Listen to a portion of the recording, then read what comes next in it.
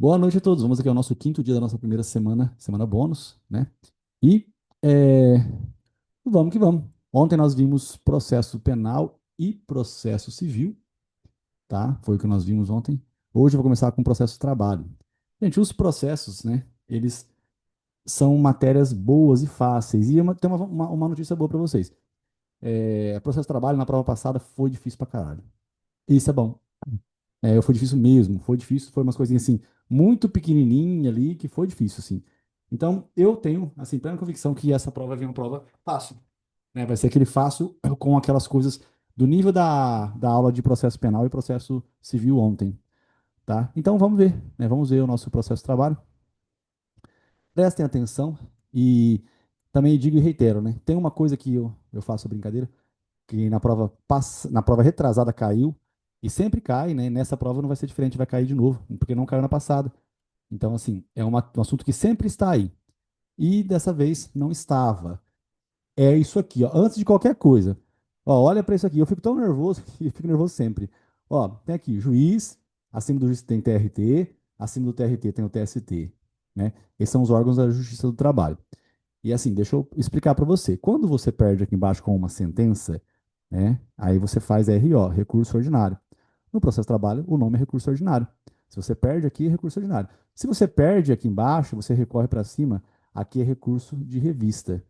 E lá no tribunal, lá dentro de uma turma para outra turma, é embargos, né, do TST. É divergência ou infringente. Beleza. Então, isso aqui, pessoal, costuma acontecer. Isso aqui é a regra, isso aqui é o normal, tá? Não sei se você está prestando atenção. Uma coisa que irrita é perder a questão nesse sentido aqui. O que eu vou mostrar para você é uma coisa assim, eu não sei por que tem que ter dificuldade, não dá para ter dificuldade. É o seguinte, toda petição inicial que começar no TRT, e petição inicial, gente, entenda, não é reclamação trabalhista somente não, tá? Petição inicial é petição inicial, ó, um habeas corpus é uma petição inicial, o mandado de segurança é uma petição inicial. Se isso aqui começar no TRT, quando você perde o recurso para cima, para o TST, ó, se você observar, eu só estou explicando isso porque agora é diferente, né? Então aqui é recurso ordinário. Quando começa no TRT, é recurso ordinário. Então, olha só, um dissídio coletivo, uma ação rescisória, que você começa no TRT, quando você perde, você recorre para cima para o TST, é recurso ordinário. Recurso ordinário. Então, basicamente é o seguinte: começou a petição num local, é recurso ordinário. Agora, sim, no processo do trabalho, é assim: RO, RR, embargos no TST. Se começar no TRT, é RO para o TST. Beleza, então isso aqui é muito importante. O nome do recurso é esse, recurso ordinário, recurso de revista. Eu sei que muitas pessoas não têm a base da faculdade, né? Muitas pessoas não estudaram muito na faculdade isso, não por opção, mas às vezes o juiz não, né? Às vezes a faculdade não focou muito no processo de trabalho, né? A maioria dos locais é assim. Então a gente acaba perdendo essa base, né? E a gente não pode perder essa base, não. Bom, aqui só reiterando, então, você perdeu o RO, perdeu o RR, perdeu no TST, embargos no TST. Aqui é diferente, você viu? Você começou no TRT, RO para o TST. E aqui eu vou continuar explicando. Tenta imaginar o seguinte, aqui, esse lado aqui, ó, é como se fosse uma coisa assim, apoteótica. Isso aqui é em qualquer matéria. Em qualquer matéria. Em qualquer matéria.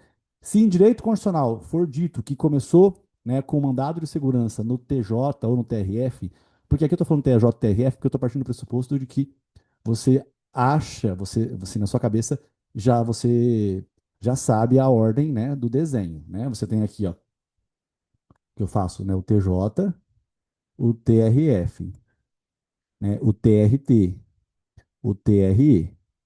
Então, eu imagino que você saiba que aqui em cima tem STJ, né, que está nessa reta aqui, e aqui tem TST, né, e aqui tem TSE, certo? Então, quando eu digo que começa com a petição inicial, gente, que começar aqui, que começar aqui, que começar aqui, que começar aqui, a petição inicial, qual petição inicial? Lógico que em trabalhista existe dissídio coletivo, tá? O dissídio coletivo é uma petição inicial é como se fosse uma reclamação trabalhista, só que coletiva. Então, nas outras matérias, constitucional, tributário, administrativo, processo civil, processo penal, se você começar aqui, olha, você pode começar com habeas corpus lá no processo penal, você pode começar com mandado de segurança no processo penal ou no processo civil, tanto faz. Aqui também, mandado de segurança, inclusive habeas corpus. Tem habeas corpus no trabalhista? Tem habeas corpus no trabalhista. Imagina que numa fase de execução, o juiz mandou prender o depositário infiel de uma empresa. Ah, mas não pode, de acordo com a súmula vinculante número 23 ou 26, sei lá, não pode prender, só pode prender devedor de pensão alimentícia. Eu sei, né? Mas, assim, na teoria, está escrito na Constituição Federal que tem duas formas de você prender. Na Constituição Federal está escrito que você pode prender o depositário infiel e o devedor de pensão alimentícia, tá? Então, aqui, nesse nosso casinho aqui, sempre que começar nesses tribunais, pessoal, cabe RO para cima, cabe recurso ordinário para cima. Aqui cabe recurso ordinário para cima. O nome, em outras matérias que não seja trabalhista, não é somente RO, é recurso ordinário constitucional. Recurso ordinário constitucional. É só isso. Mas é a mesma coisa, ó, recurso ordinário constitucional. Tá bom? Isso aqui, ó, não é algo que você tinha que anotar. É assim, não é anotar escrevendo, é simplesmente desenhando essas coisinhas aí para decorar mesmo, tá bom? Beleza, carinhas? Vamos lá então, né? Vamos começar a nossa aula de processo do trabalho. Processo do trabalho. Tá bem? Vamos lá? Vamos? Gente, todas as etapas que eu passo por processo de trabalho aqui, elas são extremamente importantes, tá? Não tem como. Às vezes, assim, é lento, quem já viu, né? Às vezes acha ruim. Nunca ninguém falou que achou ruim, não. É, nunca ninguém falou que é ruim, mas eu sei que a gente vira uma coisa muito basilar, a gente acaba pensando que é fácil, né? Aí a gente acaba achando chato rever. E não tem como. Já aconteceu em um dos cursos, sei lá, uns 7 cursos atrás, 8 cursos atrás, aí uns 3 anos atrás, eu cheguei a não fazer a explicação bem detalhada dessas coisas fáceis que eu vou passar agora. E assim, e aí por coincidência, né, essas coisas continuam caindo até hoje, mas eu só não expliquei naquela prova, e naquela prova especificamente caiu, né, umas 2, 3 questões justamente dessa parte fácil. Não é que eu não expliquei, eu não dei a atenção que eu dou naturalmente. E é igual o mandado de segurança. Quando caiu o mandado de segurança na segunda fase trabalhista, não é que os cursinhos não explicaram, todos os cursinhos explicaram. Só que a gente não dá aquela atenção, a gente foca mais no basicão, né? Reclamação trabalhista, RO, né? Sempre foi assim, né? Hoje que a gente fica já espertão, né? Igual nessa prova trabalhista agora, a última, caiu exceção de pré-executividade. Aí todo mundo fica super revoltado, né? E assim, eu vou dizer para vocês, exceção de pré-executividade, muito embora exista todas as discussões a respeito de ser legal ou não ter ou não legal cobrar isso na prova de segunda fase do AB, essas discussões elas são baseadas, né, de acordo com a, a lógica muito específica da lei, da doutrina e tudo mais, né? Só que para banca FGV, eu vou ser bem sincero, eu deles não tinha voltado atrás, não. Eu deles não tinha aceitado a grave de petição, não tinha aceitado. Acho que só aceitaram a grave de petição. Eu não tinha aceitado nada. Eu ia falar assim, é só exceção de pré-executividade. Por quê? Porque a expressão exceção de pré-executividade, vocês podem, quem já fez meu cursinho passado, sabe que eu falei um monte de vezes essa merda aqui. Inclusive, quando eu falo de exceção de pré-executividade, eu comparo com a matéria de direito tributário. Eu falo, gente, a execução tributária é igualzinho à execução trabalhista. É igualzinho. Quando você tem dinheiro para garantir o juízo, cabe embargo de execução. Quando você não tem dinheiro para garantir o juízo, cabe exceção de pré-executividade. E, inclusive, né, isso a gente tem que aplicar aqui. Mas não é hora de falar sobre isso. Você estava fazendo um comentário que não é muito agradável. As pessoas preferem que a gente fala que a banca está errada, que a banca é injusta, que a banca é isso, que a banca é aquilo, né? Mas eu prefiro ser bem sincero no que eu estou dizendo aqui. Bom, vamos lá. A gente começa com reclamação trabalhista, né? Gente, aqui eu sou bem claro, né? A reclamação trabalhista, assim como a denúncia, a queixa-crime, o habeas corpus, a revisão criminal lá no processo penal, a reclamação trabalhista é uma forma de petição inicial. Às vezes a gente tem dificuldade para entender processo porque a gente não sabe nem o que é petição inicial.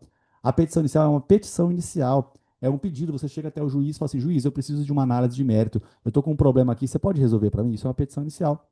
Olha uma petição inicial que tem no processo de trabalho: inquérito judicial de apuração de falta grave. Quando você tem uma pessoa que tem estabilidade no seu serviço, a depender do caso, você tem que instaurar um inquérito para poder demitir ela. Se, por exemplo, você tiver um dirigente sindical na sua empresa, você não pode mandá-lo embora, mesmo se ele te der um tapa na cara. Você tem que instaurar esse inquérito em 30 dias, né, se não decai o seu direito, e depois você manda embora, se você ganhar a ação. Então, a reclamação trabalhista é uma forma de petição inicial. Essa petição inicial ela acontece, e aí a outra parte, né, vai ficar sabendo depois. Primeiro passa pelo servidor. O servidor né, da vara do trabalho, ele pega a tua reclamação trabalhista, a sua petição inicial, presta muita atenção nessa lógica de explicação aqui, né? Presta muita atenção, porque a resposta ela é baseada nessa lógica. Olha só, imagina que eu fiz uma reclamação trabalhista contra você. Então, você não sabe que tem processo contra você ainda. Agora o servidor foi te notificar e aí a notificação chega em você, né? Então a notificação tem que ser pelo menos 5 dias antes da audiência, né? Antes da audiência, 5 dias antes da audiência. O servidor, ele encaminha, quando ele recebe, ele encaminha em 48 horas. Então, olha só, ele recebeu em 48 horas, ele já encaminha para você, tá? E aí, tecnicamente, você tem que receber aquilo 5 dias antes da data da audiência. Só que, gente, quando isso é encaminhado para o reclamado. O reclamado vai ficar sabendo. Quem que é o reclamado? O reclamado é uma pessoa, é uma empresa, né? Essa empresa vai receber pelo gerente, pelo preposto, alguém recebe essa notificação. Me responde, agora que você. Imagina você está aí agora e você recebeu essa reclamação trabalhista. O que que você vai fazer? Você, assim, tipo, esquece que você está estudando. O que que você faz quando você recebe a reclamação trabalhista? Você vai para a audiência? O que que você faz? Você procura um advogado, você concorda comigo? Então você vai procurar um advogado. Então agora você vai procurar um advogado. Responde o que eu estou perguntando, tá? Encontrei um advogado. Me fala, o advogado, ele vai cobrar a contestação dele, ele vai cobrar a defesa de acordo com o quê? O que que você acha que ele leva em consideração para cobrar a defesa? O que que você, quando estiver advogando por uma empresa, vai levar em consideração? Ah, Rafael, se o cara tem dinheiro, se ele não tem dinheiro. Ah, não sei o quê, não sei o quê. O que que... Responde o que eu estou perguntando, que é muito importante. Porque daqui a pouco vai ter uma pergunta que, se eu passar só a informação, você não vai acertar na prova. Agora, se eu passar o conhecimento, aí você vai acertar na prova. Então, me fala, o que que você faz, né? Desculpa, o que que você faz quando você recebe uma pessoa, né, no seu escritório e aí você tem que cobrar honorários para poder fazer a defesa trabalhista? Você cobra o honorário baseado no quê? Então, eu vou te ajudar. Você cobra baseado naquilo que está na petição inicial. Então, esse advogado, ele vai ler a petição inicial, certo? Ó, ele vai fazer o seguinte, ó, eu vou ler, ele vai ler a petição inicial e baseado na que está escrito, ele vai fazer o quê? Cobrar. Então ele vê o que tem nessa reclamação trabalhista, ele lê, depois que ele lê, aí ele te cobra. Aí ele cobra. Ele cobra o valor para ele trabalhar para você, certo? Então, beleza, ele te cobrou um valor para trabalhar. Tranquilo. Cobrou. Tá cobrado? Tá. Aí a gente vai para onde? A gente vai agora, né, chegar na audiência. Nós vamos para a audiência. A audiência, pessoal, a audiência tá aqui. Aí a audiência tem três partes. Tem o dia inaugural, tem o dia da instrução. E depois tem a sentença. Lógico que ninguém fica vendo o juiz da sentença, né? Mas para você entender, até aqui, né, antes da sentença, são decisões interlocutórias. Aí eu quero que você me responda uma pergunta que eles colocam na hora da prova. É, até que hora, até que hora que o reclamante pode alterar o pedido da petição inicial sem ter necessidade da concordância do reclamado?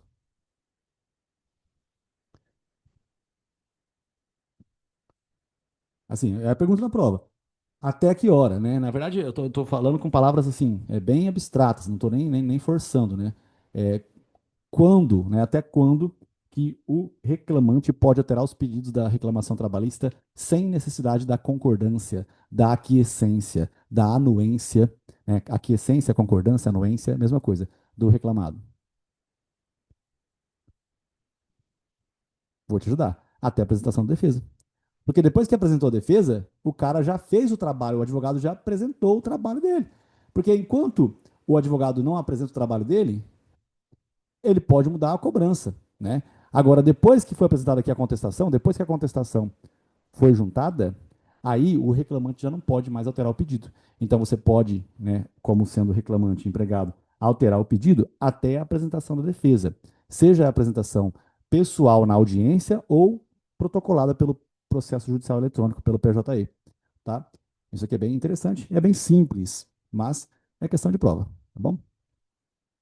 Putz, essa prova de trabalho eu tô empolgado. Eu sempre gosto de trabalhista, né? E a prova passada eu fiquei tristão porque eu achei difícil pra caramba, né? Mas essa é uma coisa boa. Acho que não vai vir difícil essa, não. Difícil sim, né, gente? Quando eu falo que é difícil é porque tinha 4 questões. Duas eram fáceis, duas não. Então, quando eu falo que o processo de trabalho é bom, é porque o processo de trabalho dá para a gente acertar todas as questões, né? Eu acredito nisso, beleza? Então vamos lá, vamos continuar aqui a explicação. Você viu ali o tempo do processo trabalhista, né? Vamos continuar aqui com a explicação do processo trabalhista. Não é difícil. Então você viu que nós temos a reclamação trabalhista, aí nós temos a vara do trabalho, lá nela o servidor ele encaminha em 48 horas para a outra parte, né? E a outra parte recebe com pelo menos 5 dias de antecedência antes da audiência. E o reclamado ele pega, arruma o advogado, né? Arrumou o advogado cobra o valor que ele acha devido, né? E aí, enfim, vai para a audiência. Aí a audiência, pessoal, se divide em três partes. Tá? Eu vou colocar a audiência aqui em cima. Ó. Na audiência se divide em três partes. Nós temos a audiência inaugural, nós temos a audiência de instrução e depois nós temos a sentença, certo? Então nós temos aqui a audiência inaugural. A audiência inaugural é, é quando as partes chegam ali, né? E aí vai ser tentada uma conciliação. A primeira coisa tenta ser a conciliação, tá bem? Só que eu não vou pular essa palavra aqui, não. Antes de tentar a conciliação, as partes são apregoadas. É uma expressão de bosta, tá? Mas apregoar as partes é convidá-las para entrar. Então as partes são apregoadas, apregoadas. Nos 2 dias elas são apregoadas, apregoadas, certo? Depois que elas entraram na sala, aí a coisa que acontece, a primeira coisa que acontece é a tentativa de conciliação. Essa tentativa de conciliação aqui, ela é obrigatória, tá? A conciliação, pessoal, ela pode acontecer em qualquer tempo e grau de jurisdição. Inclusive, na fase de execução, é possível que ocorra um acordo, tá? Por quê? Porque às vezes o devedor não tem dinheiro para pagar todo mundo e ele fala o seguinte: "Ô, vocês não preferem ganhar 10 mil cada um do que só um ganhar 100?" Às vezes as pessoas preferem, porque assim, eu vou sortear quem que eu vou pagar. Vou fazer o quê? Né? Mas depende do caso, porque também você sabe que às vezes né, um dos credores registrou a sentença dele primeiro que os outros, né? Então vai saber. Às vezes o cara que registrou já sabia disso, por isso que é bom ter advogado, né? O advogado bom, ele vai lá e registra a sentença e ele tem prioridade no recebimento. Se o cara só tem 100 mil, ele recebe os 100 mil, tá bom? Gente, me fala também se eu tô falando muito rápido, tá? Eu volto e explico de novo, tá bem? Mas, vamos lá. Continuando aqui. Bia, você tá aí? Então, a tentativa de conciliação. Ô, Wanda, fica aqui. Então encosta aí, senão ela vai sair.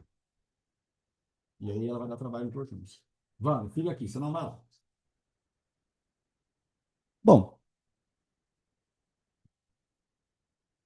bom, maravilha. Então, aqui existe a primeira tentativa de conciliação. Se não der certo, pessoal, a tentativa de conciliação, aí vai ser feita a leitura da petição inicial. Ô, Lara, tá aberto.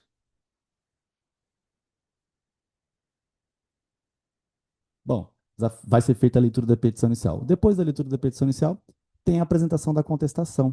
A contestação, ela vai ser feita de duas formas. Ou pelo pendrive, né, que a pessoa leva no dia da audiência, ou ela já foi apresentada pelo PJI, certo? Então ela é levada no dia, né, ou ela já foi protocolada antes. Então, às vezes, até o dia da audiência, a pessoa pode alterar o pedido, né? Só que se a defesa já foi apresentada, não tem mais como apresentar, como trocar o pedido, tá bom? Beleza. Então vamos lá. Aí é o seguinte, chegamos até aqui e vamos aprender uma coisa interessante. Quando você vai para a audiência, pessoal, você vai esperando que a outra parte esteja lá. Se ela não estiver, nós temos algumas consequências jurídicas, né? E aí, nós não podemos deixar passar isso. Vamos lá. Opa.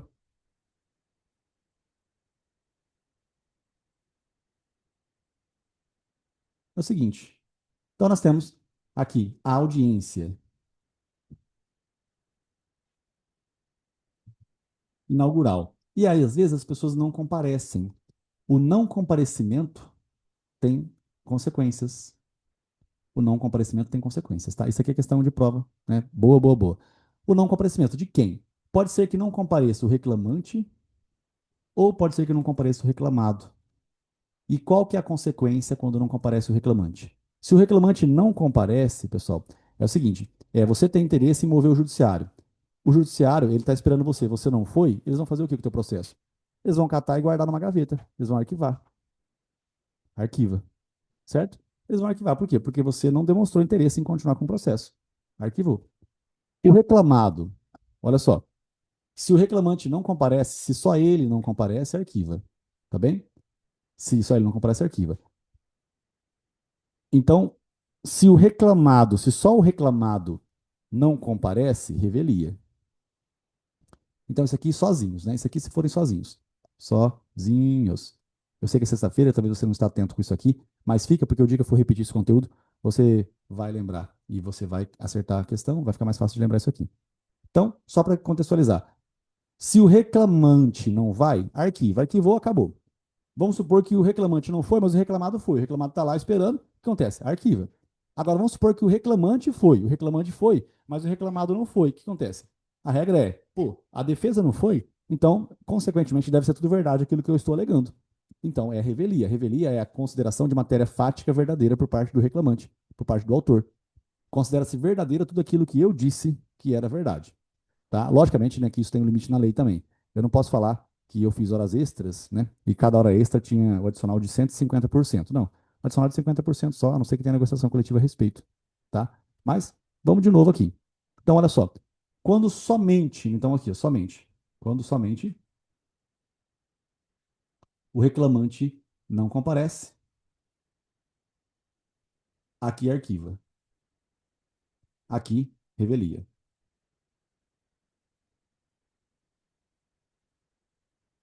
Aqui, ó.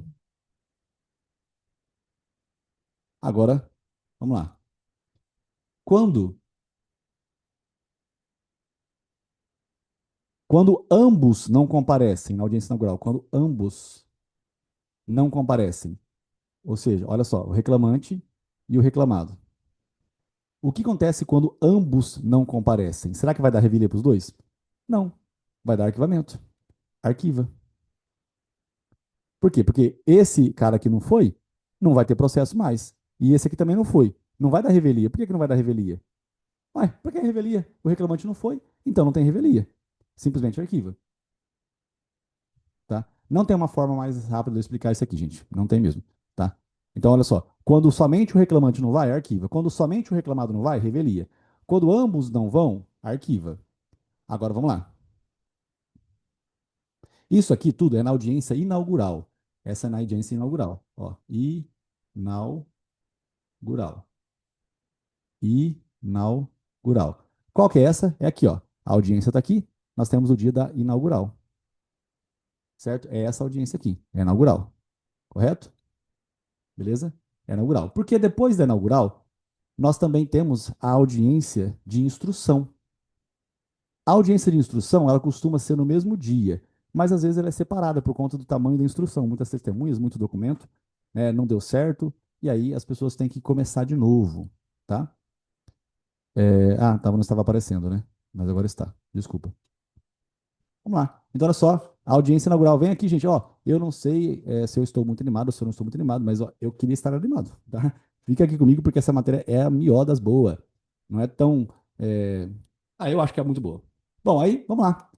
Então, olha só. Então, na audiência inaugural acontece o que eu acabei de comentar. Agora, na audiência de instrução. O que é audiência de instrução? Tem a audiência aqui, aí tem o dia inaugural. O dia inaugural, como eu falei, tem a tentativa de conciliação, leitura da petição inicial, temos a contestação, que é a defesa, apresentada pelo PJE ou documentalmente, e depois que for apresentada a contestação, às vezes tem muito documento complexo. Aí o que acontece? Tem a réplica. A réplica é o autor olhando para a documentação e falando assim: ó, eu preciso preparar aqui uma, uma nova inicial, né, baseada nessa documentação aqui. Ou pelo menos melhorar algumas coisas, tal, tem que dever o tempo aqui. Bom, aí subiu para cá, né? Quando eu falei, pessoal, melhorar a inicial, não é alterar os pedidos, não, tá? É assim, de acordo com a documentação. Por exemplo, por incrível que pareça, a primeira audiência que eu fui fazer trabalhista, cheguei lá, aí a outra parte, né, ela tinha juntado um monte, cara, um monte de comprovante de pagamento das coisas que ela estava falando que não tinha recebido. Aí eu fiquei super chocado. Mas como eu conversei com a mulher, fui umas duas vezes na casa dela, pegar a documentação, fazer entrevista. Aí eu vi que era uma pessoa que estava falando a verdade. Aí quando a outra parte juntou um monte de comprovante de pagamento, eu fiquei chocado, com medo, novinho, com o cu na mão. Só que eu falei assim: não, não, não, não, não. Vamos respirar. Faz de conta que eu estou num filme, faz de conta que é tudo falso essas assinaturas. É lógico que eu não falei que era falsa, mas aí eu peguei e olhei para aquele monte de recibo, porque o cara fez um teatro, né? Jogou os recibos na mesa, né? Ou é o molequinho, né? Eu tô molequinho lá, jogou os recibos na mesa, aí eu respirei, catei, comecei a olhar todos os recibos. Falei, excelência, eu realmente desconhecia essa situação. Eu acredito que é o que a minha cliente falou, estava fazendo sentido, mas E enquanto eu fui falando, eu estava pensando no que eu estava fazendo. Eu fui olhando os recibos, todos os recibos tinham a mesma cor de caneta e com a mesma intensidade de apertar no papel, sabe? Tipo assim, o cara fez tudo assim de uma vez, então elas tinham aquela. Sabe aquelas crianças que escrevem muito apertada no papel, assim, que aparece um pouco no outro lado? Todos aqueles recibos dava para você sentir. E aí eu falei, Excelência, é lógico que eu não estou dizendo nada, mas assim, é estranho esse monte de recibo aqui, ó, estão todos com a mesma cor de caneta, não deu tempo de eu falar caneta. Ele falou assim, não, Rafael, eu entendi, doutor. A outra parte, não tem, vamos acabar com isso aqui, vai. Quanto que você paga? Tipo assim, o juiz não queria que fosse mandado para o promotor de justiça, para expedir ofício. Eles não querem, vai dar falsidade ideológica, não quer, eles querem resolver. Vamos fazer o seguinte, ó. Eu fiz uma reclamação trabalhista, ela custava uns R$ 7.000. E aí eu falei isso, aí o cara levou 6 conto para pagar assim, no acordo, assim na lata, pá, 6 conto, né? E aí deu acordo, porque eu falei isso aí, eu respirei, né? E falei, não, pera, não deve ser tudo verdade isso daqui. Agora, vamos supor que não dá certo isso. Eu ia fazer a réplica, certo? Vamos supor que eles não engolem essa conversa e tal. Eu ia fazer a réplica. Faria a réplica, né? E aí, enfim, a inaugural está aqui, aí temos a audiência de instrução, e é o que eu estou dizendo. No primeiro dia, acontece tudo isso aqui que eu falei. Arquiva se o reclamante não for, revelia se o reclamado não for, e se ambos não forem, arquiva. E no segundo dia? No segundo dia, você vai ter o depoimento, né, do reclamante e do reclamado. Você vai ter as testemunhas do reclamante e do reclamado. E você vai ter os peritos do reclamante e do reclamado. Acontece o seguinte: nesse dia da audiência de instrução, olha que legal. Na audiência de instrução, se o reclamante não comparece, se na audiência de instrução ele não comparece, não comparecimento, revelia. Isso aqui que a gente erra na questão da prova. É revelia. Por que é revelia? Porque o reclamante, pessoal, olha só, isso aqui também é uma coisa muito importante para você anotar. O reclamante não tem direito de falar na audiência de instrução. Ele não tem esse direito, correto? Rafael, mas e aí? Isso, ele não tem direito. Mas eu sempre vi as pessoas empregadas sendo ouvidas na frente do juiz, porque o juiz quer ouvir, ou porque a outra parte quer ouvir.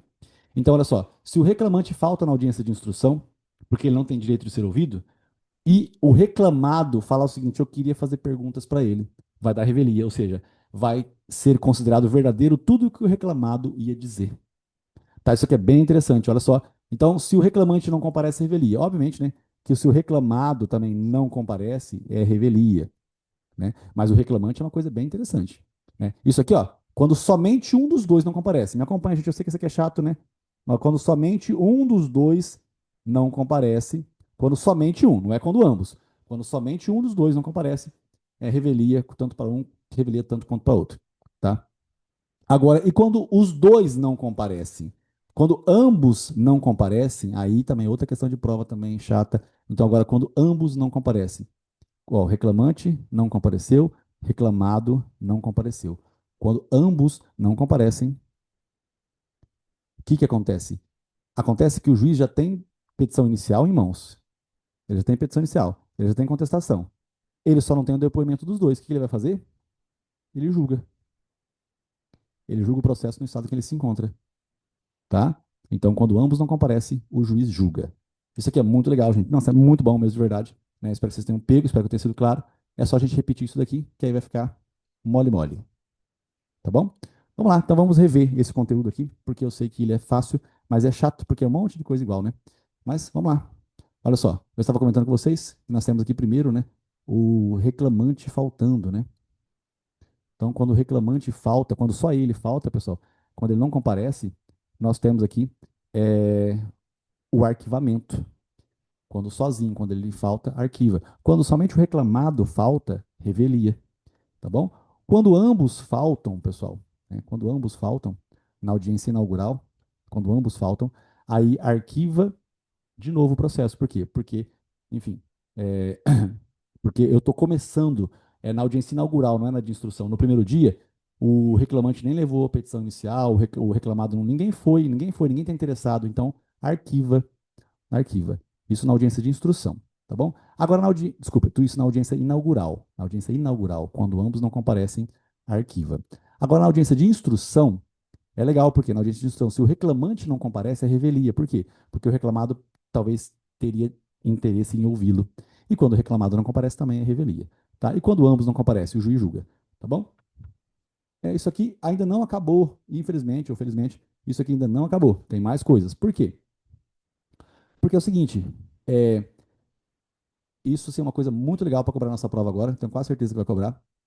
É o seguinte, a revelia, ela pode ser confrontada com a prova pré-constituída nos autos. Olha só como é que eu digo, né? As informações elas são fáceis se a gente conseguir ouvir. Então, olha só, a revelia pode ser confrontada com a prova pré-constituída nos autos. O que está escrito aqui? Está escrito que, às vezes, né, o reclamado falta, mas ele já tinha juntado a contestação dele.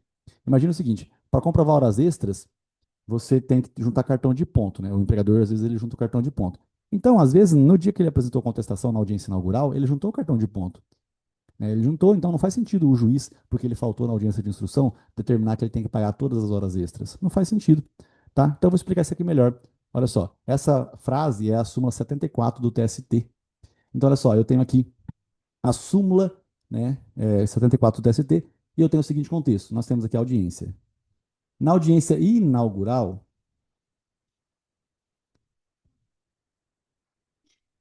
na audiência inaugural, peraí, deixa eu acabar. Na audiência inaugural, nós temos então a tentativa de conciliação, a leitura da petição inicial, a contestação, né?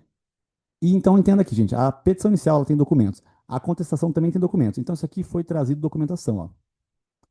Aí no segundo dia, eventualmente tem a instrução. Como eu disse, na audiência de instrução, o que acontece? Aqui nós temos o depoimento do reclamante e do reclamado. Então, assim, eu falo autor e réu, né? Autor e réu. Mas é reclamante e reclamado. Se o reclamado não comparece, era revelia. Mas você concorda? Ó, se o reclamado não comparece, era revelia. Só que você concorda que tem a documentação aqui? Concorda? Então, olha só. A revelia ela pode ser confrontada com a prova pré-constituída nos autos. O que é pré-constituído? Ó? Pré-constituído é que está aqui, ó. Certo? Olha só que legal. Olha só que simples e fácil. Como tudo na língua portuguesa. Então, a revelia pode ser confrontada com a prova pré-constituída nos autos. Gente, aqui é muito importante porque estamos formando o raciocínio. Se você vê essa aula aqui de revisão, aquela que dura 15 minutinhos só, vai ser muito melhor você que acompanha isso daqui, porque é mais fácil. Não precisa de toda essa conversa aqui. Beleza? Tranquilo? Agora, olha só o que acontece. Uma outra coisa interessante. Opa, uma outra coisa interessante sobre isso daqui. Ixi, fiz uma coisa errada. Peraí.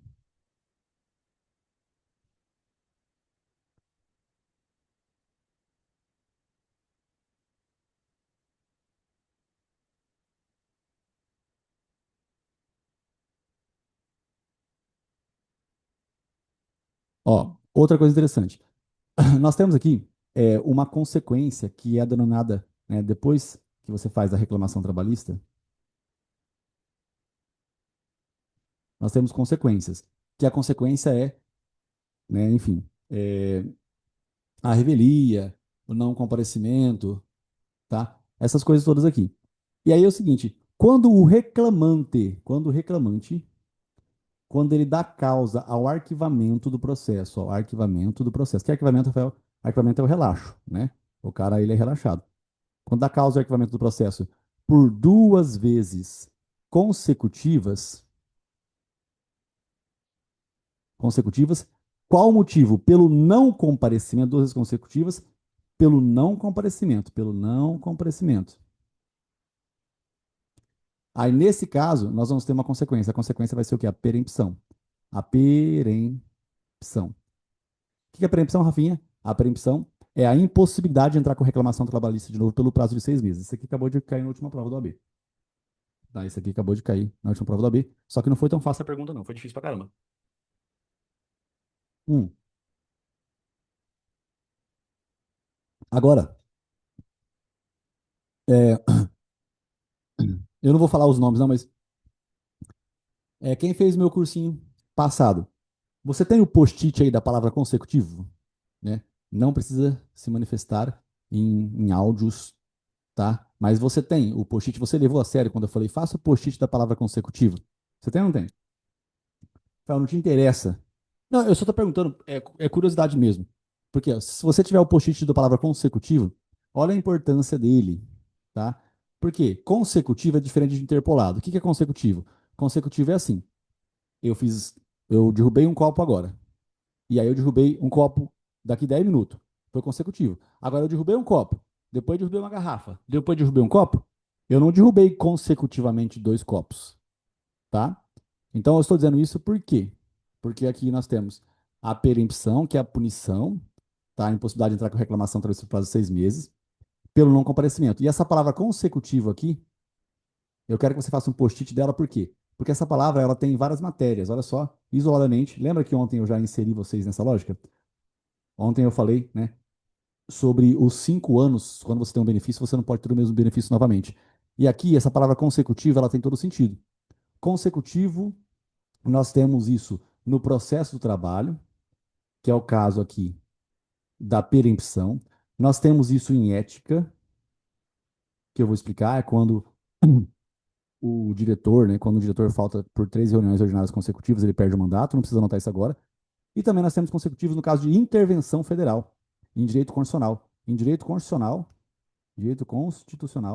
nós temos o consecutivo também. Quando a dívida fundada não é paga por 2 vezes consecutivas, quando o ente federativo ele não paga, né, por 2 vezes consecutivas o valor que ele tem que entregar para o outro ente federativo, certo? Então não precisa anotar tudo, só anota a primeira. A palavra consecutivo está aqui. Processo de trabalho, quando você der causa ao arquivamento do processo 2 vezes pelo não comparecimento, você vai sofrer, né, a perempção. Mas não é 2 vezes, é 2 vezes consecutivas. Em ética, 3 não comparecimentos consecutivos nas reuniões ordinárias, o cara perde o mandato dele. E em direito constitucional, quando a dívida fundada não for paga por 2 vezes consecutivas, nós vamos ter intervenção federal. Beleza? Bom, anota isso aí, pessoal. E agora vamos fazer um trabalhinho de 2 minutinhos. Tá? 8 e 6, 8 e 10 a gente volta. Tá bom? Pô, você falou 2 e deu 4?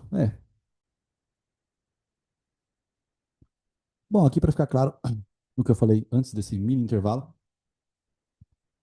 nós temos aqui a seguinte logística, né? Seria assim a pergunta, né? Fulano, numa primeira reclamação trabalhista, ele não compareceu. Ele não compareceu. Numa segunda reclamação trabalhista, o fulano desistiu, ou seja, ele foi, mas chegou lá e desistiu do pedido. E numa terceira reclamação trabalhista, ele não compareceu, certo? E aí, gente, baseado nisso, eu quero que você me responda. Isso aqui é caso de perempção? Sim ou não? Responde para mim agora.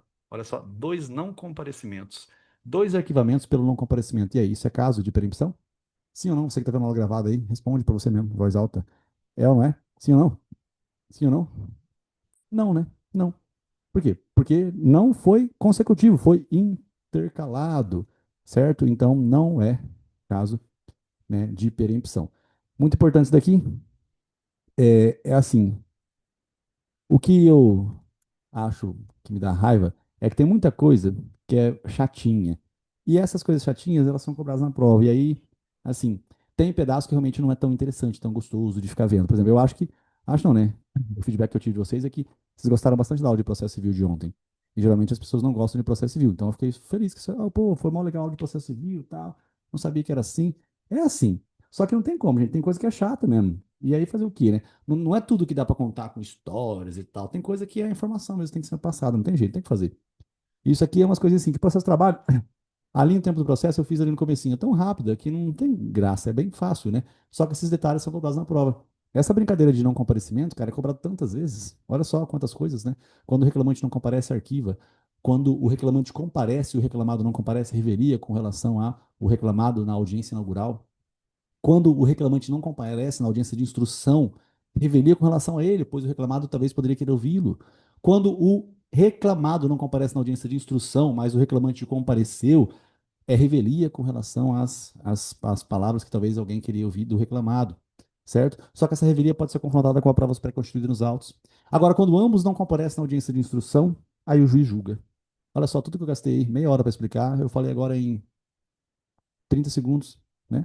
Lógico que tinha mais coisas, mas só para você ver que a informação, pessoal, ela é ela é fácil, o problema é chegar na informação, né? Sempre pensem nisso. A minha tia usou esses dias uma expressão que eu não consegui lembrar que expressão que foi, que é essa mesma lógica, mas eu realmente não lembro que expressão que foi.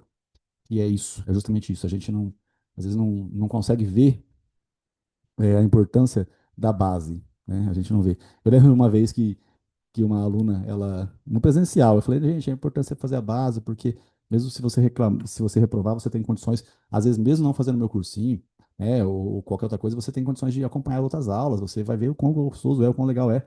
Aí ela falou assim, vai ser maravilhoso, eu vou chegar no meu pai e falar assim, pai, eu não passei, mas eu fiz uma base. É engraçado, realmente é engraçado, mas é importante sim, é importante, né, a gente fazer e formar essa base. Bom, vamos lá então, né, olha só que legal, falei aqui, então, dessa reclamação trabalhista. Fomos aqui à vara do trabalho, encaminhamos para o reclamado, né, compareceu à audiência, e aí nós temos a logística, né? Porque eu falei que o não comparecimento tem algumas consequências, né? Olha só, o não comparecimento tem consequências. Só que às vezes, pessoal, ele não comparece, mas ele pode se fazer representar. Então ele pode se fazer representar. E quem é que pode ir? Quem que pode ir no lugar do reclamante se o reclamante faltar? Quem que pode ir no lugar do reclamado se o reclamado faltar? Aqui no caso do reclamante é qualquer pessoa de mesma profissão, tá? Ou o sindicato da categoria. É qualquer pessoa de mesma profissão ou o sindicato da categoria, tá bem? E o reclamado é o preposto. E o preposto que é qualquer pessoa com conhecimento dos fatos. Ai, gente, é só isso, sabe? Aí eu fico nervoso também que esse aqui sim dá para explicar rápido. É só isso. Aí vai variar, aqui vai variar. E o que que vai variar? Me responde, né? Você que talvez nunca estudou processo de trabalho, o senso comum. Qual que é o senso comum? Quem que é o cara que tem que ir para representar o reclamante? Ah, é o empregado da mesma empresa. Não, não falei isso. É qualquer pessoa que seja da mesma profissão. Ah, quem que tem que ir no lugar do reclamado? Ah, é o gerente. Ah, é o preposto que presenciou. Não, é qualquer pessoa que tenha conhecimento dos fatos. Então é simples isso. Rafael, então me responde. O advogado ele pode ser preposto? Pode. Agora tem que tomar cuidado com uma coisa. Qual advogado que é? Porque se for advogado da causa, ele não pode ser preposto. Isso é matéria de ética também, tá? O advogado não pode ser patrono e preposto ao mesmo tempo. Patrono é o nome que se dá ao causídico. Causídico é advogado. Causídico, patrono, né? E advogado é a mesma coisa. Então, o advogado ele não pode ser ao mesmo tempo patrono e preposto. Então, você que é um advogado, se você vai defender a outra parte na audiência e você não juntou procuração, você não apresentou defesa, vai apresentar defesa oral no dia da audiência, e o teu cliente falta, você fala que você não é advogado, não. Você chega lá e fala que você foi preposto. Fala assim, eu sou preposto. Ah, mas você é advogado. Eu sou advogado, mas eu sou só preposto nesse caso aqui. Porque você não juntou a contestação, não assinou procuração, você não assinou você não fez nada. Você chegou lá para defender e o pau ia torar. Né? Você ia fazer a defesa oral, que muitos advogados fazem defesa oral, tá, gente? Você ia fazer a defesa oral lá na hora, e aí você fala assim, cara, é melhor eu falar que eu sou o preposto, que não teve advogado, que pelo menos o preposto aqui não dá revelia, né, no primeiro dia da audiência. Certo, gente? Maravilha? Então, olha só, qualquer pessoa que tem conhecimento dos fatos, beleza? Aí eles perguntam, né, o que a pessoa pode falar, né? Na verdade, quando que ela pode ser representada, né? E aqui é o que ela pode falar? O que ela pode falar? Por incrível que pareça, esse aqui só pode pedir o adiamento da audiência. Só pode pedir o adiamento. E esse aqui, ele, tudo que sai da boca dele é como se fosse um empregador. Então, aqui é como se fosse um empregador. Né? Tudo que sai da boca dele, então, é o que, como se fosse um empregador. Como se fosse o reclamado, que é o empregador. Certo? E aí, uma questão na segunda fase do AB, que foi a questão que eu achei muito difícil, né? Uma questão muito difícil de segunda fase do AB de trabalhista, foi uma que disse o seguinte, que o representante do reclamante, ele ia à audiência e o reclamante ele estava com muita pressa. Olha só, o reclamante não pôde ir à audiência, mandou um colega no lugar dele e ele estava com muita pressa, estava muito corrido, precisava resolver logo aquele processo. Aí pergunta, né? A pergunta subjetiva, pergunta assim: e aí, o que que o representante, né, o que que o colega dele de mesma profissão pode fazer? É ruim, né? Porque é contraceptivo você imaginar que a única coisa que ele pode pedir é o adiamento, e é mesmo. Então, vou pedir para adiar é para demorar mais ainda. Aí você fala, puta que pariu, né? É foda, porque isso sim é uma forma de você induzir um pensamento e a resposta é totalmente contrária a essa indução. É difícil, pessoal, né? Mas, enfim, estamos aqui para advogar, para lutar pelos direitos de outrem, né? Então, a gente tem que ralar mesmo. O que eu acho que é errado, mas também é bem complicado, né? É as faculdades, né? Às vezes a faculdade ela não te deu uma base e, e aí você depois fica ralando aí em cursinhos, né? Muito tempo. Então tem essa mistura também. Mas é complicado porque a faculdade, ela, ela não pode exigir muito do aluno, porque o aluno troca de faculdade, né? Então vira uma loucura. E eu fui uma vez professor de uma faculdade, fui duas vezes, né, professor de faculdade. Uma que eu fui substituir um professor que era amigo, essa época foi de boa, né? Foi. E uma outra eu fui professor mesmo, né? Mas eu fui lá para conhecer a galera, tá? Mas eu fui professor. E aí eu era muito louco, fazia tudo os churrascos com os alunos, e eu queria fazer gente, chamar a galera, barril de chopp e o caralho, né? Eu tocava o terror na terra. E o pessoal achou que ia ser a mesma coisa na prova. Aí, quando eles brigaram comigo, eu falei, gente, você viu que até ontem era festa? E assim, vocês têm que entender que as coisas são diferentes, né? Aqui são separadas. E nessa prova tal, vocês colaram e tal. Enfim, eu fudi meio mundo. Tinha cento e poucos alunos, um monte de gente e ferrou tudo. E aí até tiraram da faculdade. E eu falei, foda-se, vocês são tudo um bando de ingrato. Quantos barril de chopp eu não paguei nessa merda aqui? Vocês é tudo preguiçoso, eu quero que vocês se fodam. Eu duro que é verdade, isso é verdade. Verdade. Eu era muito novo também. Mas foi bom porque eu fiz umas amizades verdadeiras lá. E aí muita gente engoliu seco, né? Porque assim, pra tocar o terror na terra, todo mundo é feliz. Agora vocês acham que vocês vão colar nas minhas costas? Não, velho. Eu sou legal, mas eu sou legal na parte legal. Agora, se eu deixo você colar, se eu deixo você fazer qualquer merda, lá na frente você vai se fuder e vai lembrar que quem deixou você passar pela faculdade sem aprender foi o fulano de tal. Isso é um erro, né? Aí eu ouvi na época uma crítica, a crítica foi assim, é, um juiz falou isso pra mim, né, amigo meu da época lá, falou, Rafa, você tem que fazer o seguinte, cara, deixa que a natureza cuida, deixa que a natureza cuida. Aí esse negócio de professor eu levo a sério, eu falei assim, você deixa a natureza cuidar do teu filho ou você ensina o teu filho antes dele se fuder lá fora? Ixi, pra quê, filho? Também perdi esse amigo também. E é isso aí, pauta hora. Algumas coisas eu não abro mão, não abro mão, tem coisas que eu não abro mão não, porque é isso, a realidade é essa. Agora cursinho não, gente, cursinho é diferente, aqui eu falo, grito, xingo, você tá pagando porque você quer, e eu acho legal mesmo, pauta hora, né? A gente faz amizade, inimizade aqui, e é isso aí. Mas aqui realmente eu não posso cobrar você, né? Eu cobro até um certo ponto. Bom, então olha só que converseiro, né? Aí fizemos a reclamação trabalhista aqui, fomos na vara do trabalho, 5 dias, não audiência ainda, né? Vai aqui, vou colocar sempre reclamado, né? Mas eu coloquei audiência, aí depois inaugural, instrução, e agora vem a sentença. Gente, da sentença, olha só, cabe RO para o Tribunal Regional do Trabalho.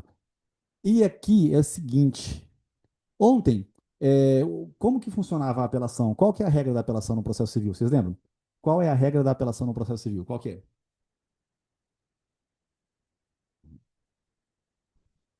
Hum.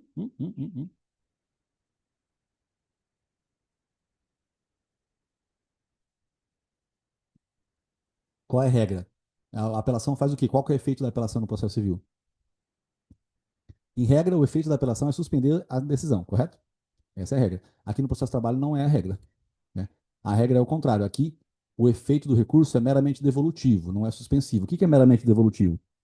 Significa que é a única função do recurso é encaminhar a decisão para o TRT, para que realmente sedimente-se aquela decisão em si. Então, o recurso no processo de trabalho não tem o condão de suspender os efeitos da sentença. A única função do recurso no processo de trabalho é levar o conhecimento para o TRT. Então, aqui o efeito é devolutivo, meramente devolutivo. Rafael, mas eu não posso pedir o efeito suspensivo nunca? Eu não falei isso.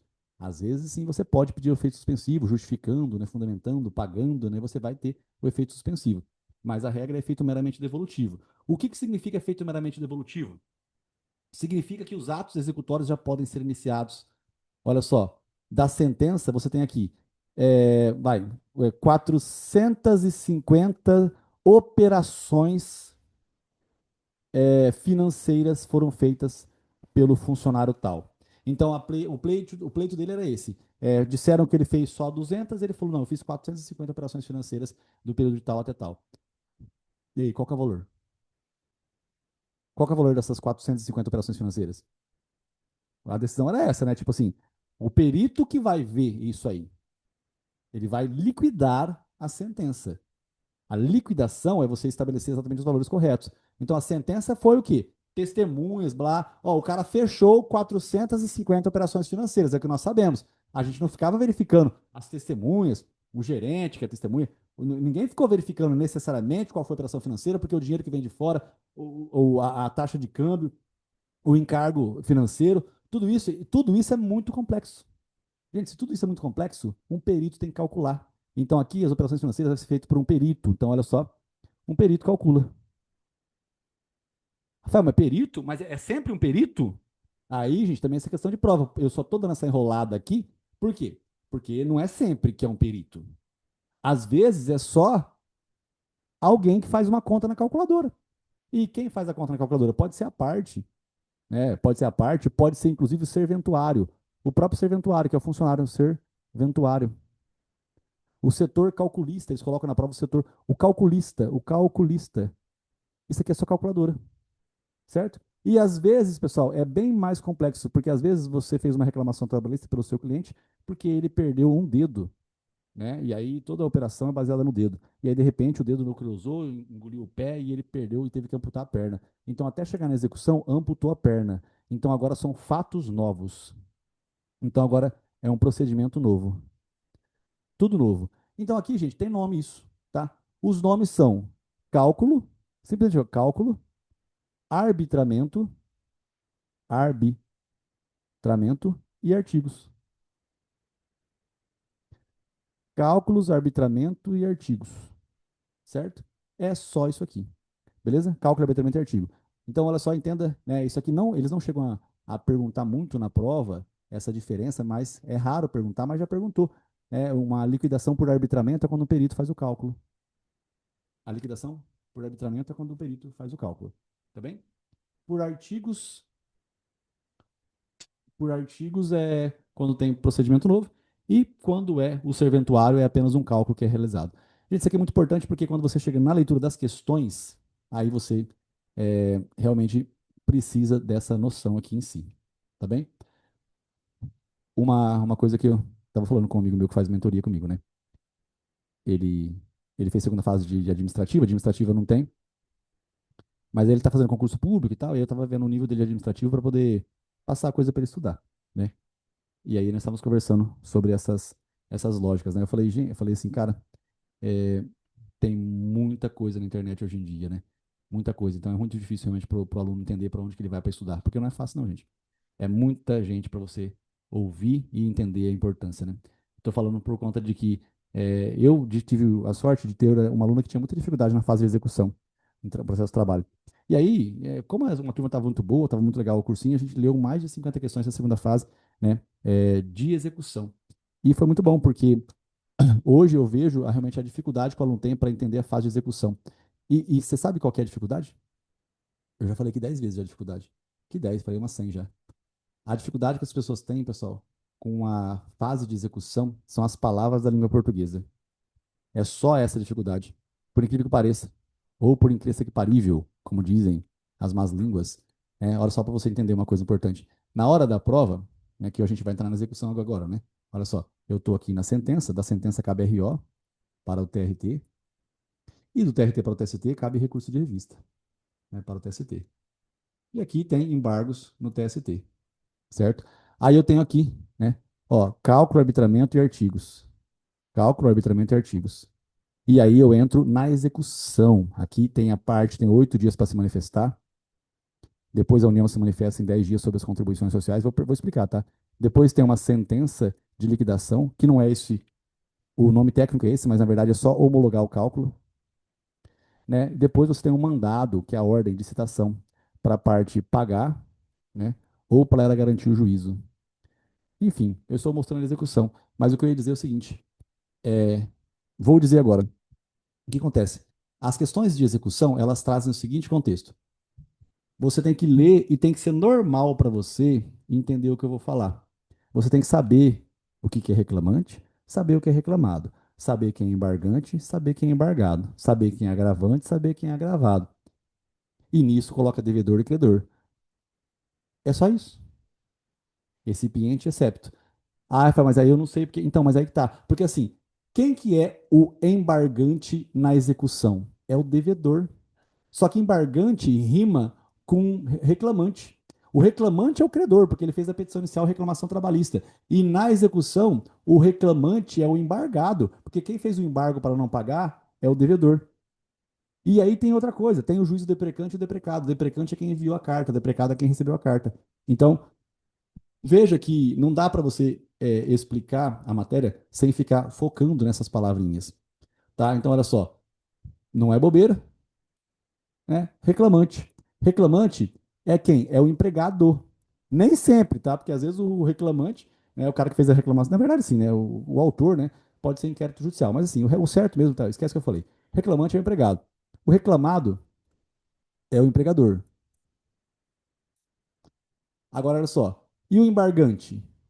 Presta atenção, né? Quem que é? Ah, vamos mais um, esqueci esse nome aqui. O exequente. O exequente é o credor. Quem que é o credor, gente? O credor é o cara que fez a reclamação trabalhista, pô.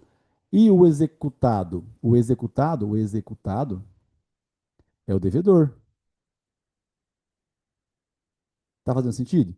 Aí quem que é o embargante? O embargante é o cara que tá devendo, aquele que fez embargo. Esse é o embargante. Então eu tenho um embargante e eu tenho um embargado, certo?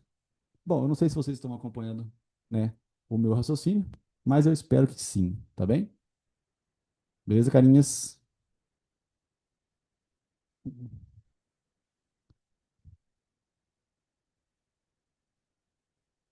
Beleza? Então, olha só. Vamos lá. É claro que isso não basta, mas eu espero que esteja sendo clara a minha explicação. É bem simples, mas vamos lá. Vamos continuar aqui. Eu vou retornar ao conteúdo, né? Ó, vamos lá. De novo, eu tenho a sentença. Sentença tem cálculo, arbitramento e artigos. Ó, cálculo, arbitramento e artigos. Aí, gente, olha só, presta atenção. Eu tenho aqui o prazo de 8 dias. Eu tenho um prazo de 8 dias. Para que serve isso aqui? 8 dias é para as partes se manifestarem sobre os cálculos. Aqui, ambas as partes têm que se manifestar sobre os cálculos. Presta atenção. Aqui é a apresentação dos cálculos e aqui é as partes se manifestando sobre os cálculos. Aqui você tem o exequente, ou o exequente se manifestando sobre os cálculos. Não sei se vocês estão aí, espero que vocês estejam. Gente, exequente e o executado. Execu... Exequente e executado. Vou colocar executado. Exequente e executado. Certo? Aqui eles têm que se manifestar. Quem não se manifestar sobre os cálculos, presta atenção isso aqui comigo, vai precluir o direito. Ó, aqui é preclusão. Preclui. Ó, sabe uma coisa interessante? Anota aí numa folha de papel a palavra preclusão, a palavra perempção e a palavra prescrição, porque as três parecem, mas não são a mesma coisa, tá? Ô, Wanda, tô indo, peraí. Desculpa, gente, rapidinho. Bom, vamos lá, gente. Sobrenomes e tudo mais, aqui é o seguinte: eu pedi para vocês anotarem três palavras, né? Pedi para vocês anotarem a palavra prescrição,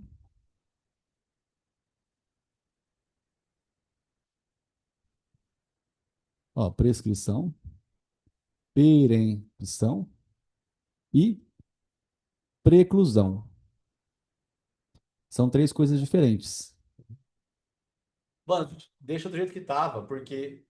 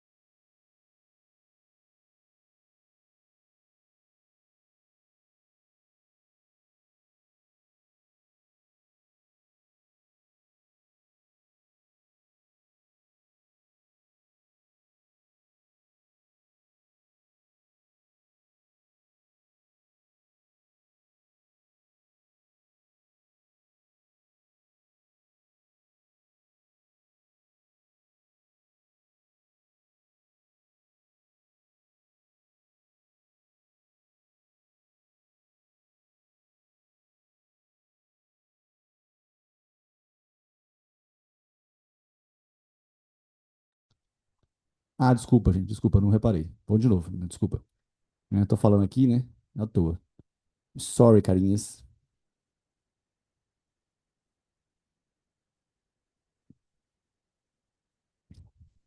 De novo, ó. Prescrição é prazo, tá? Então, prescrição é prazo no civil, no penal, no trabalhista, no tributário, no administrativo, no constitucional. Prescrição é prazo, certo? Beleza? Lá em tributário a gente vê, né, que prescrição é o prazo para executar, decadência é o prazo para criar o tributo em si, né, para constituir o crédito tributário. Em civil tem umas diferenças também, mas em penal é a seguinte: em penal o Estado perde o direito de punir. O Estado perde o direito de punir. Então a prescrição é a perda da pretensão punitiva. O Estado não tem mais direito de punir. No processo de trabalho, prescrição é a perda do direito de entrar com a ação. Então você não tem mais direito de entrar com a ação, isso é julgamento de mérito, consequentemente você perde o seu direito, tá? Tem duas prescrições, tem a bienal, que é para entrar com a ação, e tem a quinquenal, que é para buscar os últimos 5 anos. Depois a gente vê isso, eu só estou jogando a palavra preclusão aqui no meio. Então nós temos prescrição, né? Tá? Que eu falei agora. Temos a perempção. A perempção é a perda do direito de entrar com a ação no processo de trabalho pelo prazo de 6 meses. Quais são as situações? É a situação um é quando você faz uma reclamação trabalhista verbal e não comparece em 5 dias para reduzi-la a termo. E a outra é o caso que eu acabei de explicar. A preempção acontece quando você faz uma reclamação trabalhista escrita e aí você não comparece por 2 vezes consecutivas. Essa é a perempção. No processo penal, a perempção é a extinção da punibilidade. Por quê? Lá, numa ação penal privada, você esquece de reiterar nas alegações finais o que você pediu na queixa-crime. Então, no final do processo, você esquece de pedir para o juiz condenar o cara por alegações finais, por calúnia e difamação. E aí, você esqueceu de mencionar o que estava na inicial, você vai ter dado para o cara o direito da extinção da punibilidade. Falei, eu não consegui anotar tudo. Não, tudo bem, mas espera aí, né? Depois eu falo a página que vai estar escrito isso aqui, mas eu vou repetir isso no cursinho, porque agora a função era só falar da palavra preclusão, né? E aí, no processo penal é isso, no processo do trabalho é isso, então perempção no penal é a extinção da punibilidade, no trabalhista é o direito que você perde de entrar com a ação, no processo civil também, e a preclusão é uma coisa assim que não influencia num direito realmente material. É um ato só que deixou passar, mas vai te prejudicar. Então existe a preclusão e é uma lógica assim. É como se você é, tinha que fazer algo, você tinha que ligar para trazer pizza, sei lá. E aí você não ligou, então todo mundo entendeu que você queria comer macarrão e aí fizeram macarronada. Certo, você vai matar a tua fome do mesmo jeito, mas tipo já era. Aqui os cálculos foram apresentados. Vai ter execução de qualquer jeito.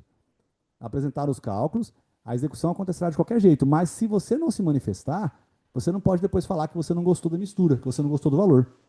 Porque o valor está ali, o valor foi apresentado pelo perito, pelo calculista, pelo serventuário, apresentaram, né, o valor.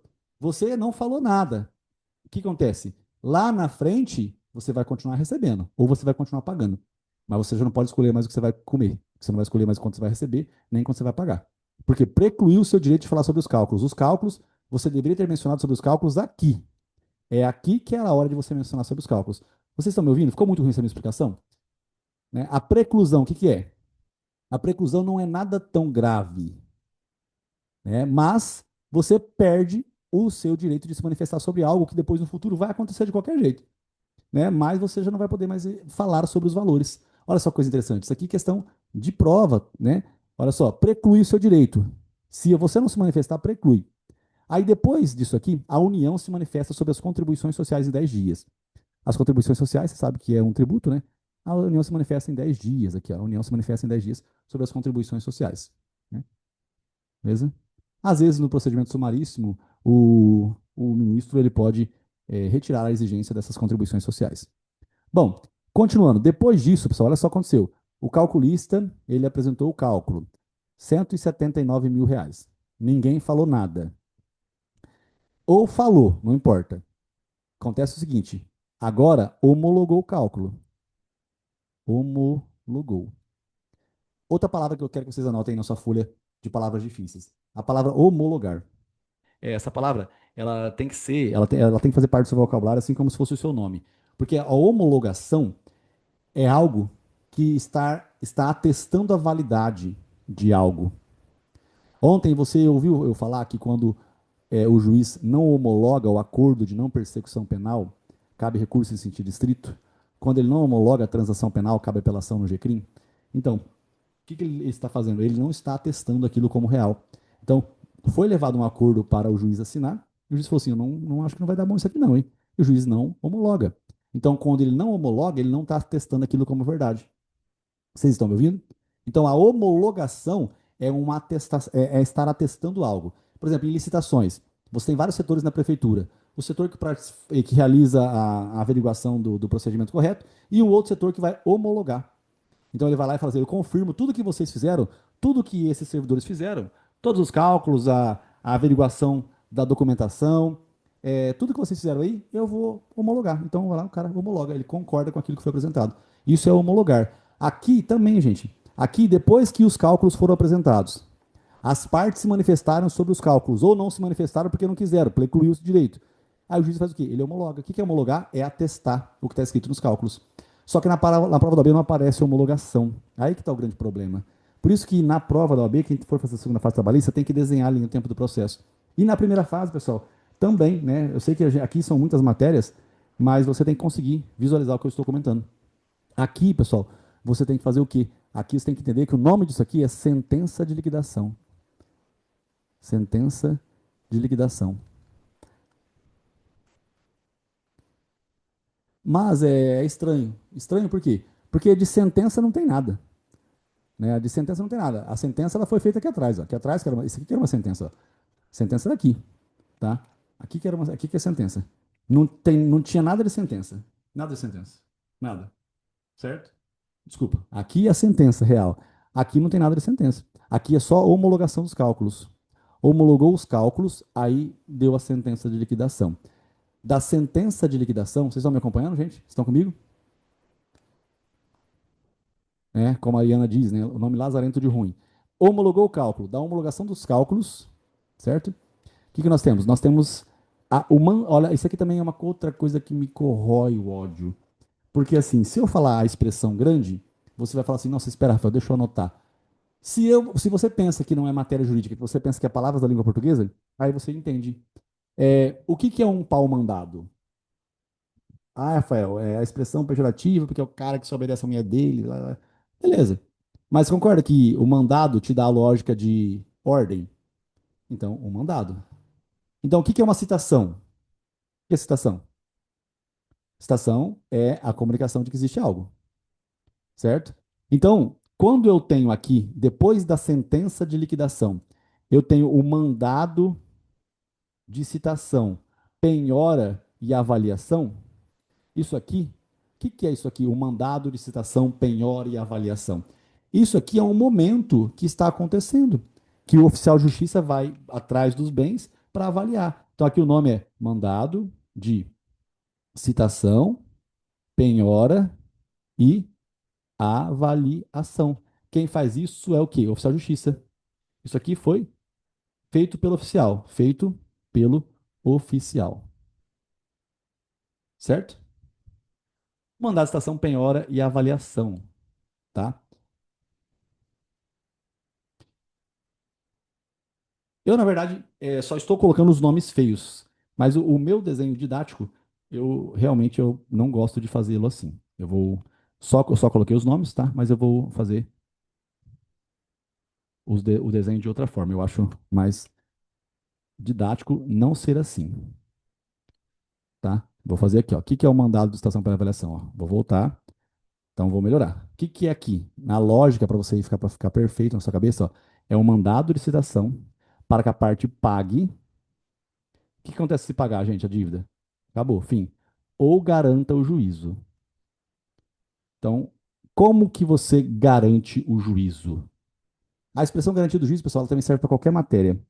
Esquece que é um conceito jurídico e pensa nas palavras da língua portuguesa. O que é uma garantia? Ah, Rafael, não sei. É um dinheiro, é um cheque calção, é você dar um carro, é uma garantia. É, garantia. O que é juízo? É o judiciário, certo? É o motivo pelo qual você está ali, é a tua vez de estar ali. Então, o que é a garantia do juízo? É você garantir o fato de que aquele processo está continuando, mas não é à toa. Você tem que mostrar que ele vai chegar num fim, e se ele chegar num fim, o dinheiro está ali. Então, a garantia do juízo é você colocar em juízo o valor da dívida para continuar contestando a dívida. Você só pode garantir, você só consegue continuar se insurgindo contra a execução se você colocar o dinheiro lá. Senão você não consegue continuar se insurgindo contra a decisão. Essa é a garantia do juízo. Infelizmente, lá no processo civil não precisa garantir o juízo, em regra. No processo de trabalho precisa, no processo tributário também precisa. Tá bem? Né? Rafael, não vou lembrar tudo isso. Vai lembrar porque você vai ouvir 100 vezes. Certo? Olha só, mandar citação, penhora e avaliação. Aqui eu coloco mandar citação para que a parte pague eu garanta o juízo. O que garante o juízo? Garantir o juízo é colocar o que aqui? Ó, presta atenção. É para você ter direito de se defender. Você garante o juízo com o quê? Com dinheiro. Se você tiver dinheiro, você põe dinheiro. Se você não tem dinheiro, você apresenta uma fiança bancária. Fiança bancária. Se você não tem fiança bancária, um seguro, garantia judicial. E se você não tem seguro, garantia judicial, você apresenta o quê? Bens, que vão ser o quê? Penhorados e avaliados. Certo? Então, essa lógica aqui eu acho mais didática.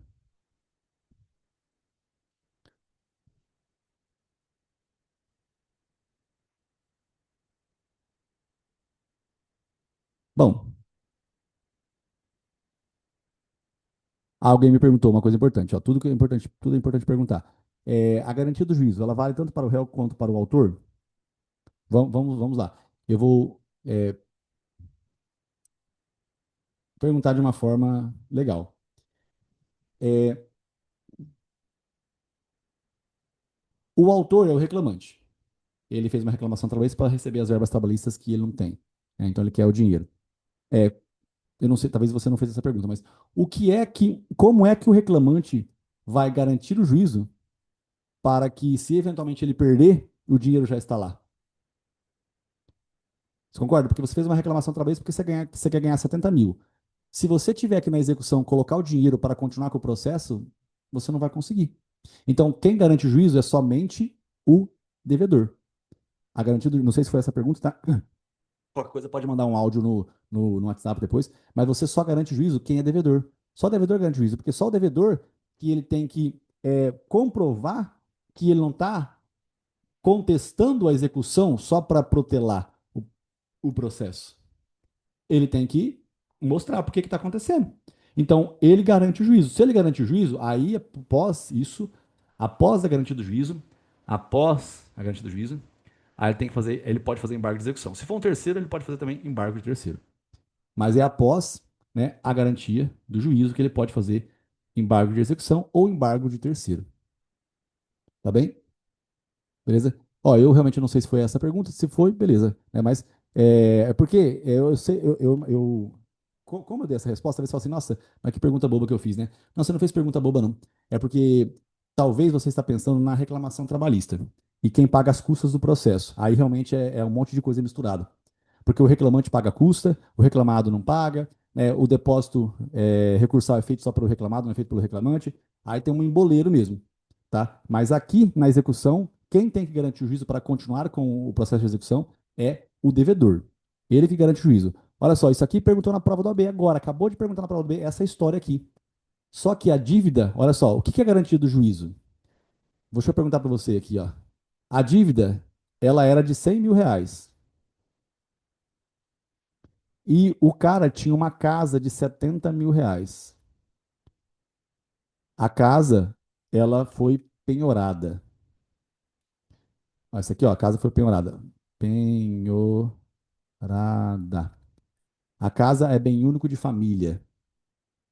Está na execução. Me responde. Ô, cacete.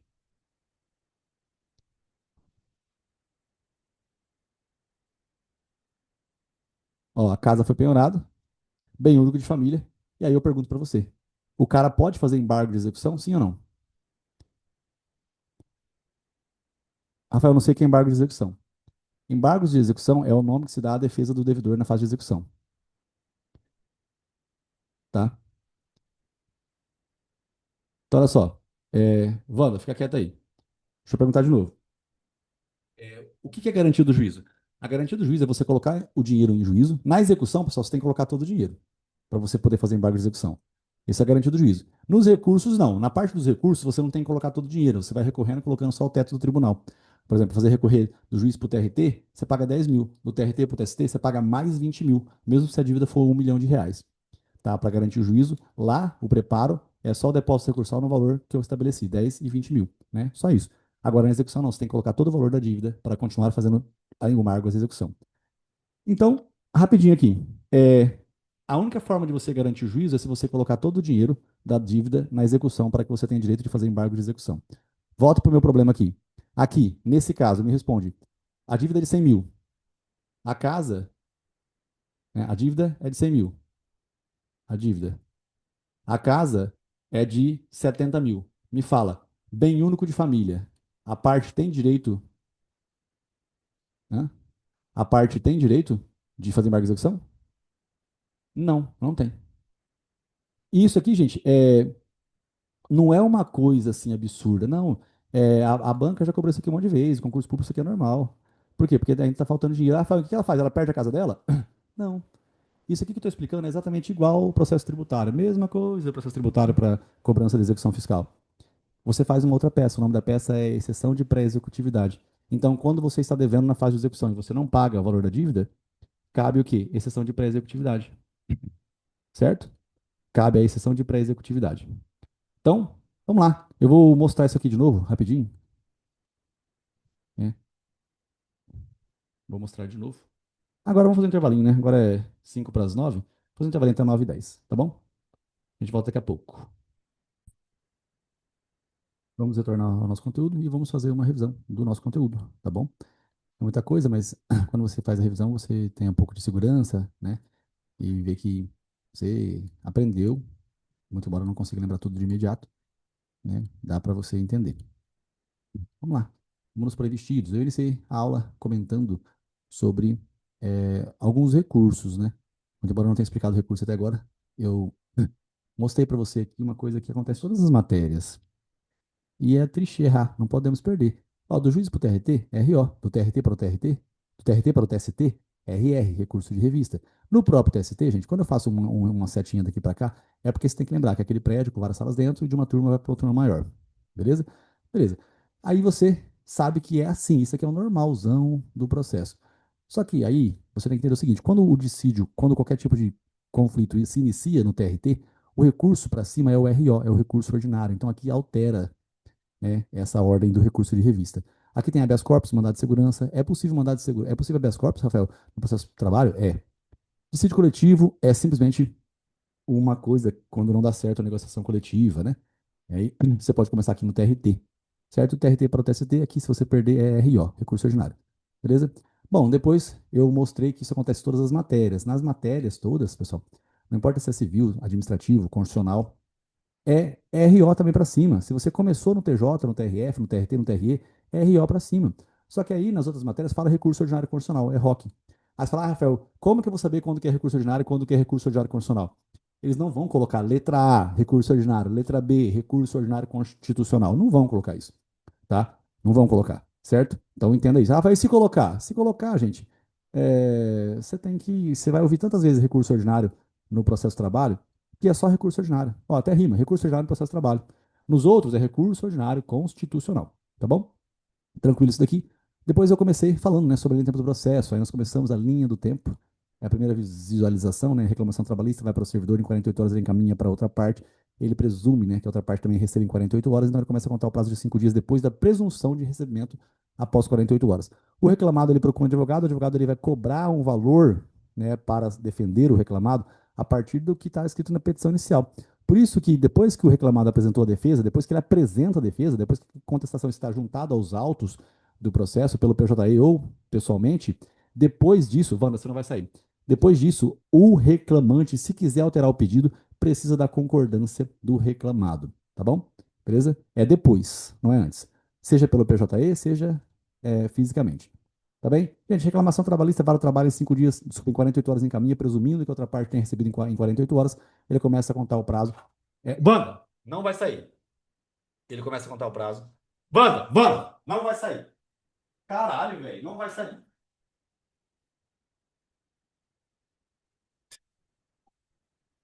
Bom, desculpa, gente. Minha cachorra nunca ficou braba, ela tá brava agora. Não sei por quê. Eu acho que ela tá. Acho não, né? Ela tá no cio, mas não sei, nunca ficou braba. Bom, vamos lá. Então, aqui, audiência, né? Depois dessa logística aqui do reclamado, advogado, audiência. Aí nós vamos aqui para a audiência mesmo, a inaugural. As partes são apregoadas para entrar na sala de audiência. Quando as partes entram na sala de audiência, a primeira coisa que é feita é a tentativa de conciliação. Acabou que eu não continuei a explicação da audiência, né? Deixa eu fazer aqui, só para fechar o círculo, é o seguinte: é, a primeira tentativa obrigatória de conciliação, assim, a audiência, a primeira tentativa obrigatória de conciliação na inaugural é aqui. Tenta-se a conciliação obrigatoriamente é aqui. Obrigatoriamente. Aí depois existe a leitura da petição inicial, existe a contestação, existe eventualmente a réplica. Aí você tem na audiência de instrução. Não é a tentativa de conciliação. Agora não é a tentativa de conciliação. Não é. Não é. O que que é agora, Rafael? Agora é o que vai acontecer é o depoimento do autor e do réu, testemunhas e a perícia, né? O assistente de acusação do autor e do réu. Aí depois disso aqui, aí tenta-se a segunda conciliação. Obrigatoriamente, a tentativa de conciliação é após a instrução, certo? Então, na inaugural e após. Isso aqui é obrigatório, essas duas coisas são obrigatórias. Aí depois, se não der certo, né? Aí, obviamente, tem as razões finais das partes. E aí nós vamos para o terceiro dia, que é o terceiro dia, que é o dia da sentença. Tá bem? Bom, então isso aqui é obrigatório, pessoal. Isso aqui é obrigatório. Essas duas são obrigatórias, tá? O, né? Obrigatórias. Essas tentativas de conciliação. Beleza? Por que que eu estou dizendo isso? Porque a tentativa de conciliação ela pode acontecer em qualquer local, em qualquer tempo e grau de jurisdição, mas obrigatoriamente somente nessas duas situações. Tá bom? Beleza. E aí a gente vem aqui para os não comparecimentos, né? A audiência acontece, a inaugural ela está aqui. E aí, se a parte não comparece, olha só, se o reclamante não comparece sozinho, né? O reclamado foi. Aqui eu estou falando sozinhos é porque eu quero dizer o seguinte: o reclamante às vezes ele não vai, mas o reclamado foi. Se o reclamante não vai, arquiva, né? O reclamado foi, mas arquivou. Se o reclamante vai, mas o reclamado não vai, aí é revelia, ou seja, considera-se verdadeiro todos os fatos alegados pelo reclamante, pela parte autora. Tá bom? Agora, quando ambos não comparecem, gente, é a mesma lógica, porque o reclamante não compareceu, então arquiva, mesmo o reclamado não comparecendo. Olha só que azar do reclamante, né? Agora, na audiência inaugural, assim, quando ambos não comparecem, como eu disse, né? Arquiva, arquiva. Não vai ter revelia do reclamado. Isso é na audiência inaugural. Agora, na audiência de instrução, que é o segundo dia, aí nós temos o quê? Nós temos que, na audiência de instrução, se somente o reclamante não comparecer, é revelia. Por quê? Porque, muito embora o reclamante não tenha direito de ser ouvido, isso aqui tem uma questão de prova. O reclamante, ele prepara todo um discurso porque ele sofreu dano moral dentro da empresa. Ele tem direito de ser ouvido? Não.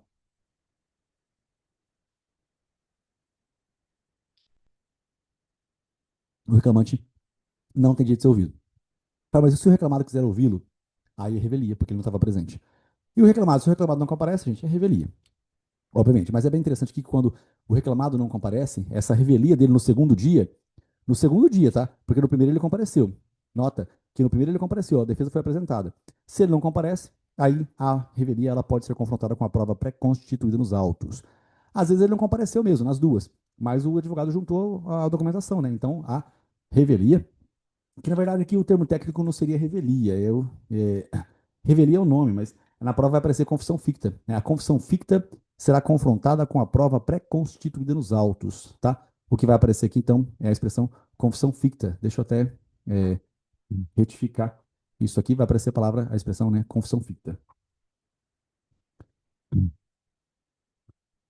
A confissão ficta será confrontada com a prova pré-constituída nos autos. A confissão ficta será confrontada com a prova pré-constituída nos autos.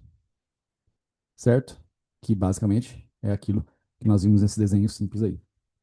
Né? Você tem aqui. Não fica com preguiça de desenhar, não, tá? Ó, você tem aqui a audiência inaugural. Na inaugural, você tem a tentativa de conciliação, a leitura da petição inicial e a contestação. Se apresentou a documentação, né? No outro dia, que é a audiência de instrução, mesmo, né, autor e réu, mesmo se ele não comparecer, ainda assim, ele não comparecendo, a prova que ele juntou na audiência inaugural ela vai ser confrontada com essa confissão ficta. Então, a confissão ficta é essa confissão aqui. A confissão ficta, ela será confrontada com a prova pré-constituída nos autos. É, pensa assim, nesse exato momento em que eu fiz esse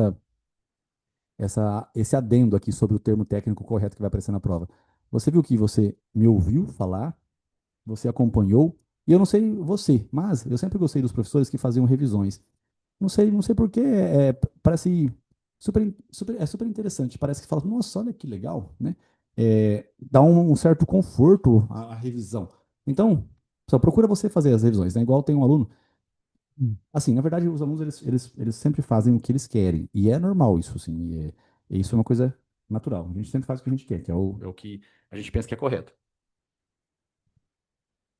Então, o aluno, ele pega e estuda da forma que ele bem entende. E aí, por exemplo, hoje é sexta-feira, né? Ao longo da semana, você foi corrido, muito serviço, família, né? Não é fácil, né? O dia a dia não é só estudar. Para muita gente não é só estudar. Então, a gente pega e não tem tempo de fazer tudo certinho. Então, assim, amanhã você vai ter tempo. E aí, amanhã você pega e assiste os 5 vídeos de revisão, certo? Você assiste o vídeo de revisão da segunda-feira, da terça, da quarta, da quinta e o de hoje. Beleza. Tá certo? Tá, porque você está se esforçando. Isso tá certo, não tá errado, só tá certíssimo. Só que não é 100% que vai te dar a eficiência que você precisa. O ideal é você fazer a revisão todos os dias. Eu sei que assistir aquele videozinho de revisão não dá para você assistir com a velocidade aumentada, porque eu já falo muito rápido, né? Então, assim, não tem condições de você ver aqueles vídeos de 15, 20 minutos com a velocidade 2.0, não dá. Talvez 1.25, mas fica muito rápido, realmente não tem condições. Só estou dizendo que, se você não consegue ver o vídeo, se você não consegue ler o documento e você não consegue ver o desenho feio, prioriza o desenho feio. Desenho feio é o que você prioriza. Aí, beleza, sobrou um tempo, aí você faz o que você quiser. Se quiser ler o documento, você lê. Se você quiser assistir o vídeo, você assiste. Você faz o que você quiser. Mas prioriza isso. Rafael, mas eu prefiro ver o teu vídeo, porque no vídeo eu já tirei minha dúvida. Tá, mas que dúvida? Porque o ideal é que você veja o desenho feio para depois você ter a dúvida, tá? O desenho feio, pessoal, ele é teu raciocínio. Essa merda que eu desenhei aqui, essas coisas feias, elas estão aqui. Você tem que lembrar que essa explicação aqui, ó, não comparece e desiste aqui no meio. Tem gente que fala assim, ah, Rafa, eu não consigo entender a tua letra. Eu sei, eu sei que você não consegue entender a minha letra, mas aqui, enquanto eu estou explicando, eu quero que você preste atenção, anote o que for possível, entenda e depois faz a revisão. Dessa vez, como vai ter o arquivo também para você ler, enfim, da primeira semana, né? Porque as outras, as coisas que eu escrevo, pessoal, elas estão nas questões. E assim, a prova é uma prova de palavras da língua portuguesa com termos jurídicos. Então, quando eu falo que você tem que levar a sério a leitura do comentário por completo, eu estou falando sério. E às vezes a pessoa, ela não lê, cara. É assim, o aluno, ele só lê a questão que ele erra, ele não lê a questão que ele acerta, tá? Eu sei que vocês já são adultos, às vezes não precisa ficar ouvindo o que eu estou falando, mas eu prezo por me esforçar para ensinar, tá bom?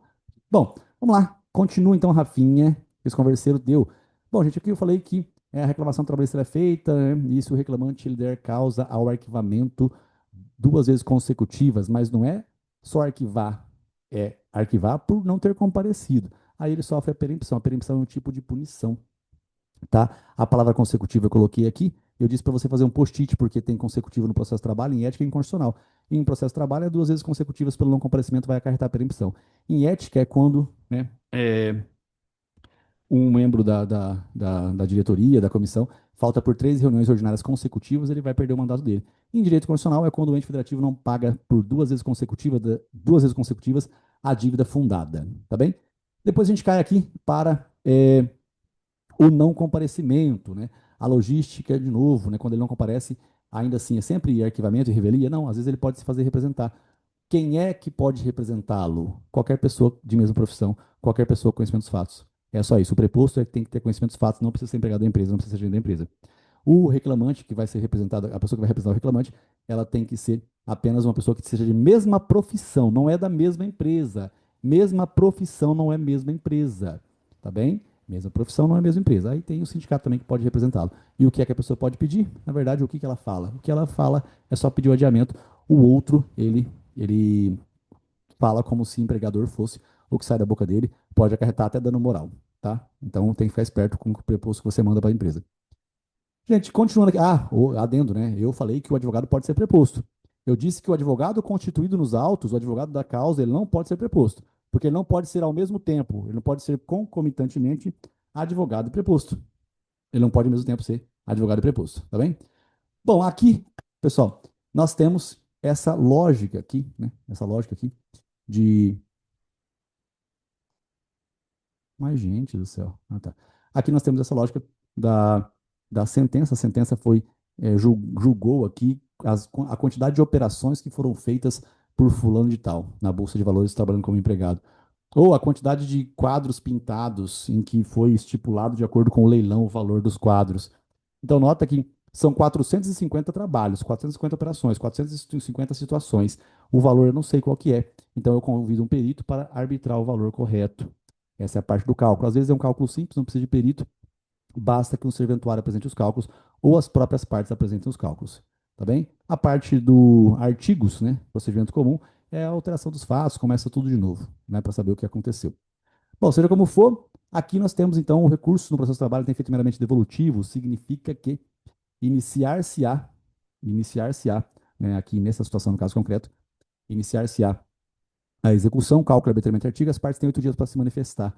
A União, 10 dias sobre as contribuições sociais. O juiz homologa dar a sentença de liquidação, concordando com os cálculos apresentados. E aí nós temos o mandado de citação para que a parte pague ou garanta juízo. Os nomes eu coloquei aqui: reclamante é o empregado, reclamado é o empregador, exequente é o credor, que é o empregado, o executado é o devedor, que é o empregador, o embargado é o cara que sofreu a defesa do embargante, que é o embargo de execução. Tá bem? Essa ordem lógica aqui é muito importante, tá? Eu estava comentando aqui, eu acabei que esse desenho, eu estava mostrando para vocês, as palavras prescrição, perempção e preclusão são três palavras diferentes. Eu lembro quando eu anotei isso lá no meu segundo ano de direito ou no meu primeiro ano de direito. Acho que foi na verdade eu não lembro, acho que foi no segundo, porque foi quando eu conheci o Douglas Janotti na época, né? E aí ele falou sobre as palavras e tal, e aí eu, enfim, foquei bastante nisso. E tinha mais uma outra, que tem uma quarta palavra parecida com essa que eu não consegui me lembrar. Prescrição, perempção, preclusão e uma outra, cara. Eu acho que é preempção, mas eu não lembro, não tenho certeza de cabeça aqui não. Vou até anotar porque depois eu quero ver. Bom, continuando aqui. Aí eu tenho o exequente, o executado, enfim, a preclusão deles não se manifestarem no prazo de 8 dias, eles são obrigados a se manifestar, porque se eles não se manifestarem, eles não podem depois comentar sobre isso no futuro. A união sobre as contribuições sociais em 10 dias, a homologação, isso aqui. Depois vem o mandado de citação plena avaliação, que é feito pelo oficial de justiça. Ou seja, o oficial de justiça, pessoal, ele avalia um bem penhorado ou só o perito? O oficial de justiça avalia um bem penhorado, isso também é questão de prova. Tá bem? Beleza? Maravilha. Simples e fácil, como tudo em língua portuguesa. Bom, continuando aqui, né? Eu comentei com vocês sobre a garantia do juízo, que é o quê? É você colocar dinheiro em juízo que está sendo objeto do conflito e você, baseado nisso, né, com dinheiro, com fiança bancária, com seguro, garantia judicial e com bens penhorados, você, nesse caso aqui, você tem direito de fazer os seus embargos de execução, tá bem? Só uma coisa, eu pedi para você fazer um post-it, tá? Eu pedi para que você fizesse um post-it da palavra consecutivo. E agora, vamos a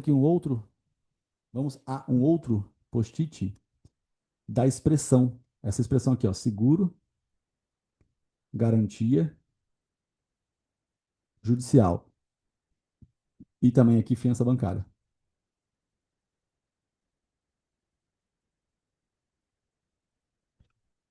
Gente, isso aqui é bem interessante, porque é o seguinte, porque isso aqui, essas duas expressões, elas são formas de você dar uma garantia, né, sobre algo. E elas aparecem em várias e várias matérias, tá? Isso aqui é muito importante mesmo, de verdade, em várias matérias. Isso aqui aparece em direito tributário, nessa mesma lógica aí de garantir juízo para poder fazer embargo de execução. Se não garantir o juízo, você vai fazer exceção de pré-executividade. Aparece em processo de trabalho, né, que eu acabei de mostrar. Aparece em processo civil, mas não é a regra. Em processo civil, não precisa garantir o juízo para poder fazer embargo de execução. Olha só, cuidado, né? No processo de trabalho, você não precisa garantir o juízo para poder fazer embargo de execução, tá? Então, isso aqui, ó, vou colocar cuidado, porque você não precisa garantir o juízo para poder fazer embargo de execução, certo? E eu também tenho na outra matéria, que é direito administrativo, tá? Isso aqui é muito importante, não sei se vocês estão me ouvindo. também tem aqui em direito administrativo. Quando, pessoal? Quando você, enfim, vai participar de uma licitação, eles exigem que você já deixe em caixa, que você tenha dinheiro em caixa para poder trabalhar, para poder prestar o serviço público que você ganhou por meio do processo de licitação, numa concessão. Se você não tem dinheiro, é perigoso a administração pública confiar em você. Por quê? Porque nós temos o princípio da continuidade da prestação do serviço público. E o princípio da continuidade da prestação do serviço público, ele estabelece que, independentemente de você receber ou não, você tem que continuar trabalhando por pelo menos 3 meses, tá? Por pelo menos 90 dias você continua trabalhando. Então, o seguro garantia judicial e a fiança bancária é extremamente essencial aí para essa logística nossa, para esse nosso caso concreto. Tá bom? Bom, é isso que eu comentei aqui, né? Cheguei aqui na sentença e fiz essa brincadeira aqui. Agora, deixa eu explicar para você a preclusão, né? A preclusão eu já expliquei, mas eu vou explicar de novo.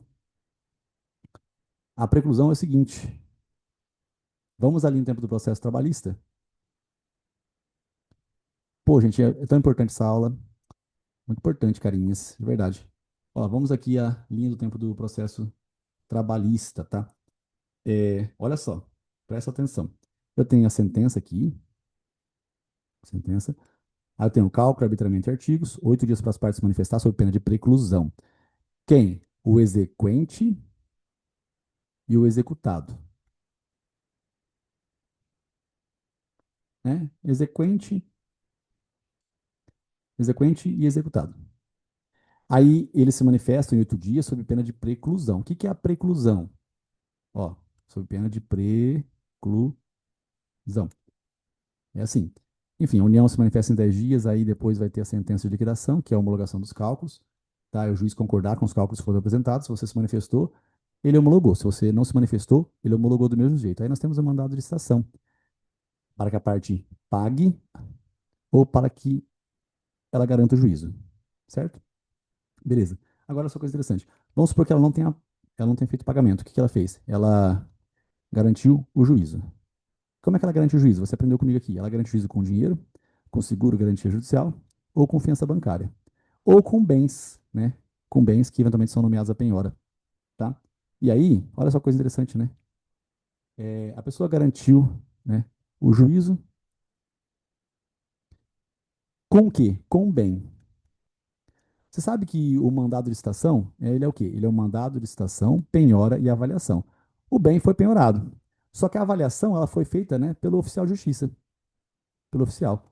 E às vezes o credor não gostou. Então, pessoal, o credor,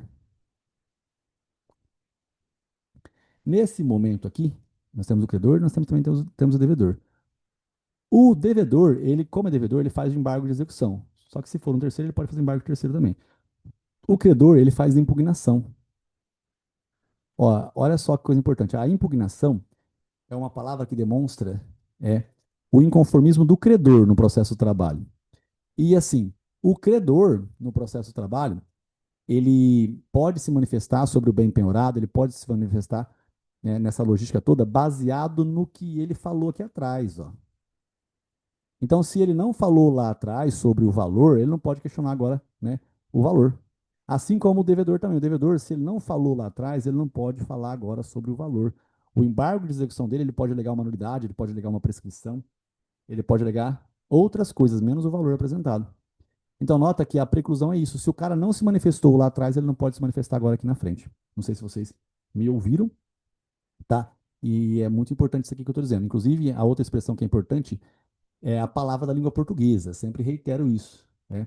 Lembra que eu pedi para você anotar, né? Anotar o prescindir, o imiscuir e o insurgir-se. Então, a expressão o impugnar também é uma palavra da língua portuguesa, só que de vez em quando ela vem como nome de peça, uma peça processual com o nome de impugnação. Eu digo isso porque na leitura da questão, né, eu sei que essa parte é bem chata mesmo, porque eu sei, a gente trabalha 50, 60, 70 questões na segunda fase de processo trabalhista na fase de execução, e essa coisa existe confusão. Aqui, gente, essa palavra da língua portuguesa, ela não significa só a palavra da língua portuguesa. Ela é o nome de uma peça. Porque aqui atrás, o que, que o credor e o devedor fazem também é impugnar os cálculos, né? Então, aqui atrás, quando eles se manifestam sobre os cálculos aqui, né? Esse momento aqui é manifestar sobre os cálculos, né? Manifestar, eles manifestam-se, manifesta sobre o cálculo.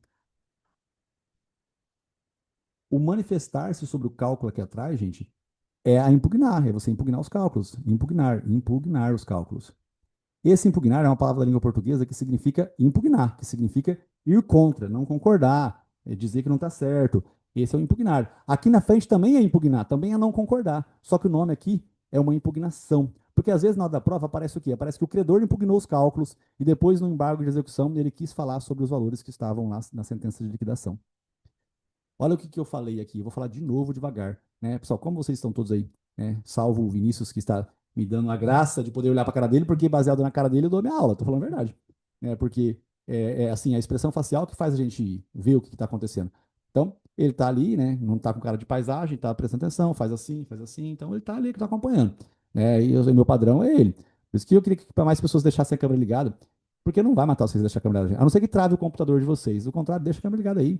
Né? Ajuda o Rafa e ajuda vocês também, tá? Porque eu gosto quando alguém não gosta do que eu falei. Só estou dizendo o seguinte, eu vou falar devagar. Qual que é o nome da peça do credor na execução? Impugnação. Qual que é o nome da peça do devedor na execução? Embargo de execução. Então, o nome da peça é impugnação pelo credor e é embargo de execução pelo devedor. Na prova, eles colocam que o devedor impugnou os cálculos. E você que não vive disso, você se mata na questão, você não entende mais porra nenhuma que está escrito. Por quê? Porque você fala assim, mas como assim o devedor impugnou? O devedor não faz embargo de execução, né? E aí é onde você frita o cérebro. Então eu estou dizendo o seguinte: aqui, nesse momento aqui atrás dos 8 dias, exequente, executado, esse momento aqui atrás, ele significa, né, impugnar é só ir contra, é como se eu estivesse colocando aqui insurgir-se. Né? O credor e o devedor, né, eles se insurgiram contra os cálculos apresentados. Eles poderiam colocar essa palavra insurgir, ou eles foram contrários aos cálculos apresentados, mas eles não colocam isso, eles colocam justamente a palavra impugnar. Eles colocam que o credor impugnou os cálculos. E aí você frita o cérebro porque você fala assim, mas peraí, mas credor faz embargo. Quem faz. Desculpa. É, deixa eu melhorar aqui de novo, né? Eles colocam que o credor impugnou os cálculos. Eles falam assim, mas peraí, mas quem impugna. Deixa eu falar de novo isso aqui. Eles colocam na prova que o devedor impugnou os cálculos, né? Que é normal, porque é uma palavra da língua portuguesa que demonstra você não concordar. Então eles colocam o seguinte: eles impugnou os cálculos, o devedor impugnou os cálculos. E aí você fala assim, mas peraí, mas quem impugna é o credor. Pronto, aí você já perdeu a questão porque você não consegue entender o que está acontecendo. Entenda, impugnar é uma palavra igual disciplina, igual manga, né? Disciplina é você ser disciplinado ou matéria para estudar. Manga é uma manga de camisa ou uma manga de chupar, que é uma fruta. E assim como também impugnar. Impugnar também é uma palavra da língua portuguesa que significa só ir contra algo e também significa uma palavra que é a nome da peça que fica aqui no final pelo credor. Então, quem é que pode impugnar os cálculos apresentados pelo perito e pelo serventuário da justiça, pelo calculista? Quem é que pode impugnar? Quem é que pode impugnar os cálculos aqui no prazo de 8 dias? Quem é que pode impugnar? Credor ou devedor? Quem é que impugna o cálculo aqui? Credor ou devedor? Os dois. Os dois impugnam os cálculos aqui atrás. E lá no futuro, após a sentença de liquidação, que o bem foi penhorado, aí lá no futuro, o nome da peça do devedor é embargos e o nome da peça do credor é impugnação. Gente, isso aqui é muito importante porque a gente vê ao longo dos dias, dos estudos aqui, justamente isso. O aluno, ele fica mal, né? Porque ele não consegue ler por causa de exequente, executado, deprecante, deprecado. Tá bom? Gente, essa aqui é a linha do tempo do processo trabalhista, tá? Eu vou agora mostrar como é que vocês mexem na página, tá bom? E, enfim. E aí eu vou depois abrir o grupo para que vocês, no grupo, vocês coloquem o seu e-mail e o nome completo. Mas aí tenta colocar o e-mail e o nome completo. E aí, a hora que o aluno, ou o seu colega, antes de você colocar o nome e o e-mail dele, dá Ctrl C, coloca o teu de baixo e dá Ctrl V. Tipo, porque aí vai juntando todo mundo, certo? Para não ficar, para mim, só vai facilitar para mim. Ou simplesmente você coloca o teu nome e teu e-mail completo, nome e e-mail completo. É que se você dá Ctrl C e Ctrl V no de cima, depois eu só capto uma lista e jogo no lugar. Agora, se você ficar separado, tem que ficar dando Ctrl C e Ctrl V. Mas É isso. O Vinícius colocou lá, Vinícius da Silva, e-mail, vinicius@gmail. Beleza. O Lucas, ele faz o quê? Ele dá Ctrl C, joga e escreve ali, Lucas da Silva, lucas@gmail. Beleza, dá Enter. A Sandra vai dar o quê? Dá Ctrl C, Ctrl V nos dois, vai colocar o nome dela de baixo com o e-mail e ela vai dar, soltar lá. E assim faz todo mundo, tá bom? Beleza? Se der, bem, se não der também, só joga o teu nome lá de baixo e já era. Bom, então eu vou explicar como é que mexe agora aí no site, pessoal, para que vocês façam as provas, tá? E cada prova tem essa aula também aqui de 2 horas e pouco, né? Fora a aula de 2 horas e pouco, tem também a mínima aula de revisão e tem a própria prova em si, que ela tem ali na prova as alternativas para você escolher e além das alternativas, o grau de certeza, né? E, pessoal, e também, eventualmente, quem chegou aqui e comprou só essa primeira semana, se quiser fazer o cursinho também, entre em contato. Talvez dá tempo para o próximo curso, dá tempo para esse ainda, né? Fique à vontade, só para você entender que lá, assim, as provas elas ficam ali armazenadas e eu vou olhar o que o aluno escolhe. É claro que eu não converso sobre cada questão com cada aluno porque não dá tempo, mas eu escolho as alternativas que elas não poderiam ser assinaladas. Aí, quando o aluno assinala, eu falo, não, essa aqui não podia, cara, você podia errar a questão, mas essa você não podia escolher. Beleza, gente? Então, eu só vou apertar um stop aqui, pegar uma água para mim, ir ao banheiro, eu volto e mostro como é que mexe na plataforma rapidinho. Quem já sabe, pessoal, se quiser sair, pode sair, tá? Mas eu só vou mostrar aqui agora, beleza? Eu acho que o site mudou um pouquinho, mas não mudou quase nada não, tá bom? De qualquer jeito, me dá 3 minutinhos aí. Eu vou ali ao banheiro, pegar uma água e já era. Então é isso aí, pessoal. Quem fez o curso gravado, espero que vocês tenham aprendido, espero que tenham gostado, espero que eu tenha suprido as vossas expectativas com esses R$19,90. Só estou comentando isso porque realmente não é um curso completo, tá? Mas aí, enfim, tem vários cronogramas na internet. É que esse cursinho aqui, ele é só para, enfim, eventualmente você ter chance de me conhecer e talvez falar que vale a pena investir, tá bom? É nóis, gente. Um beijo do magro, foco, força e fé. Até daqui a pouco.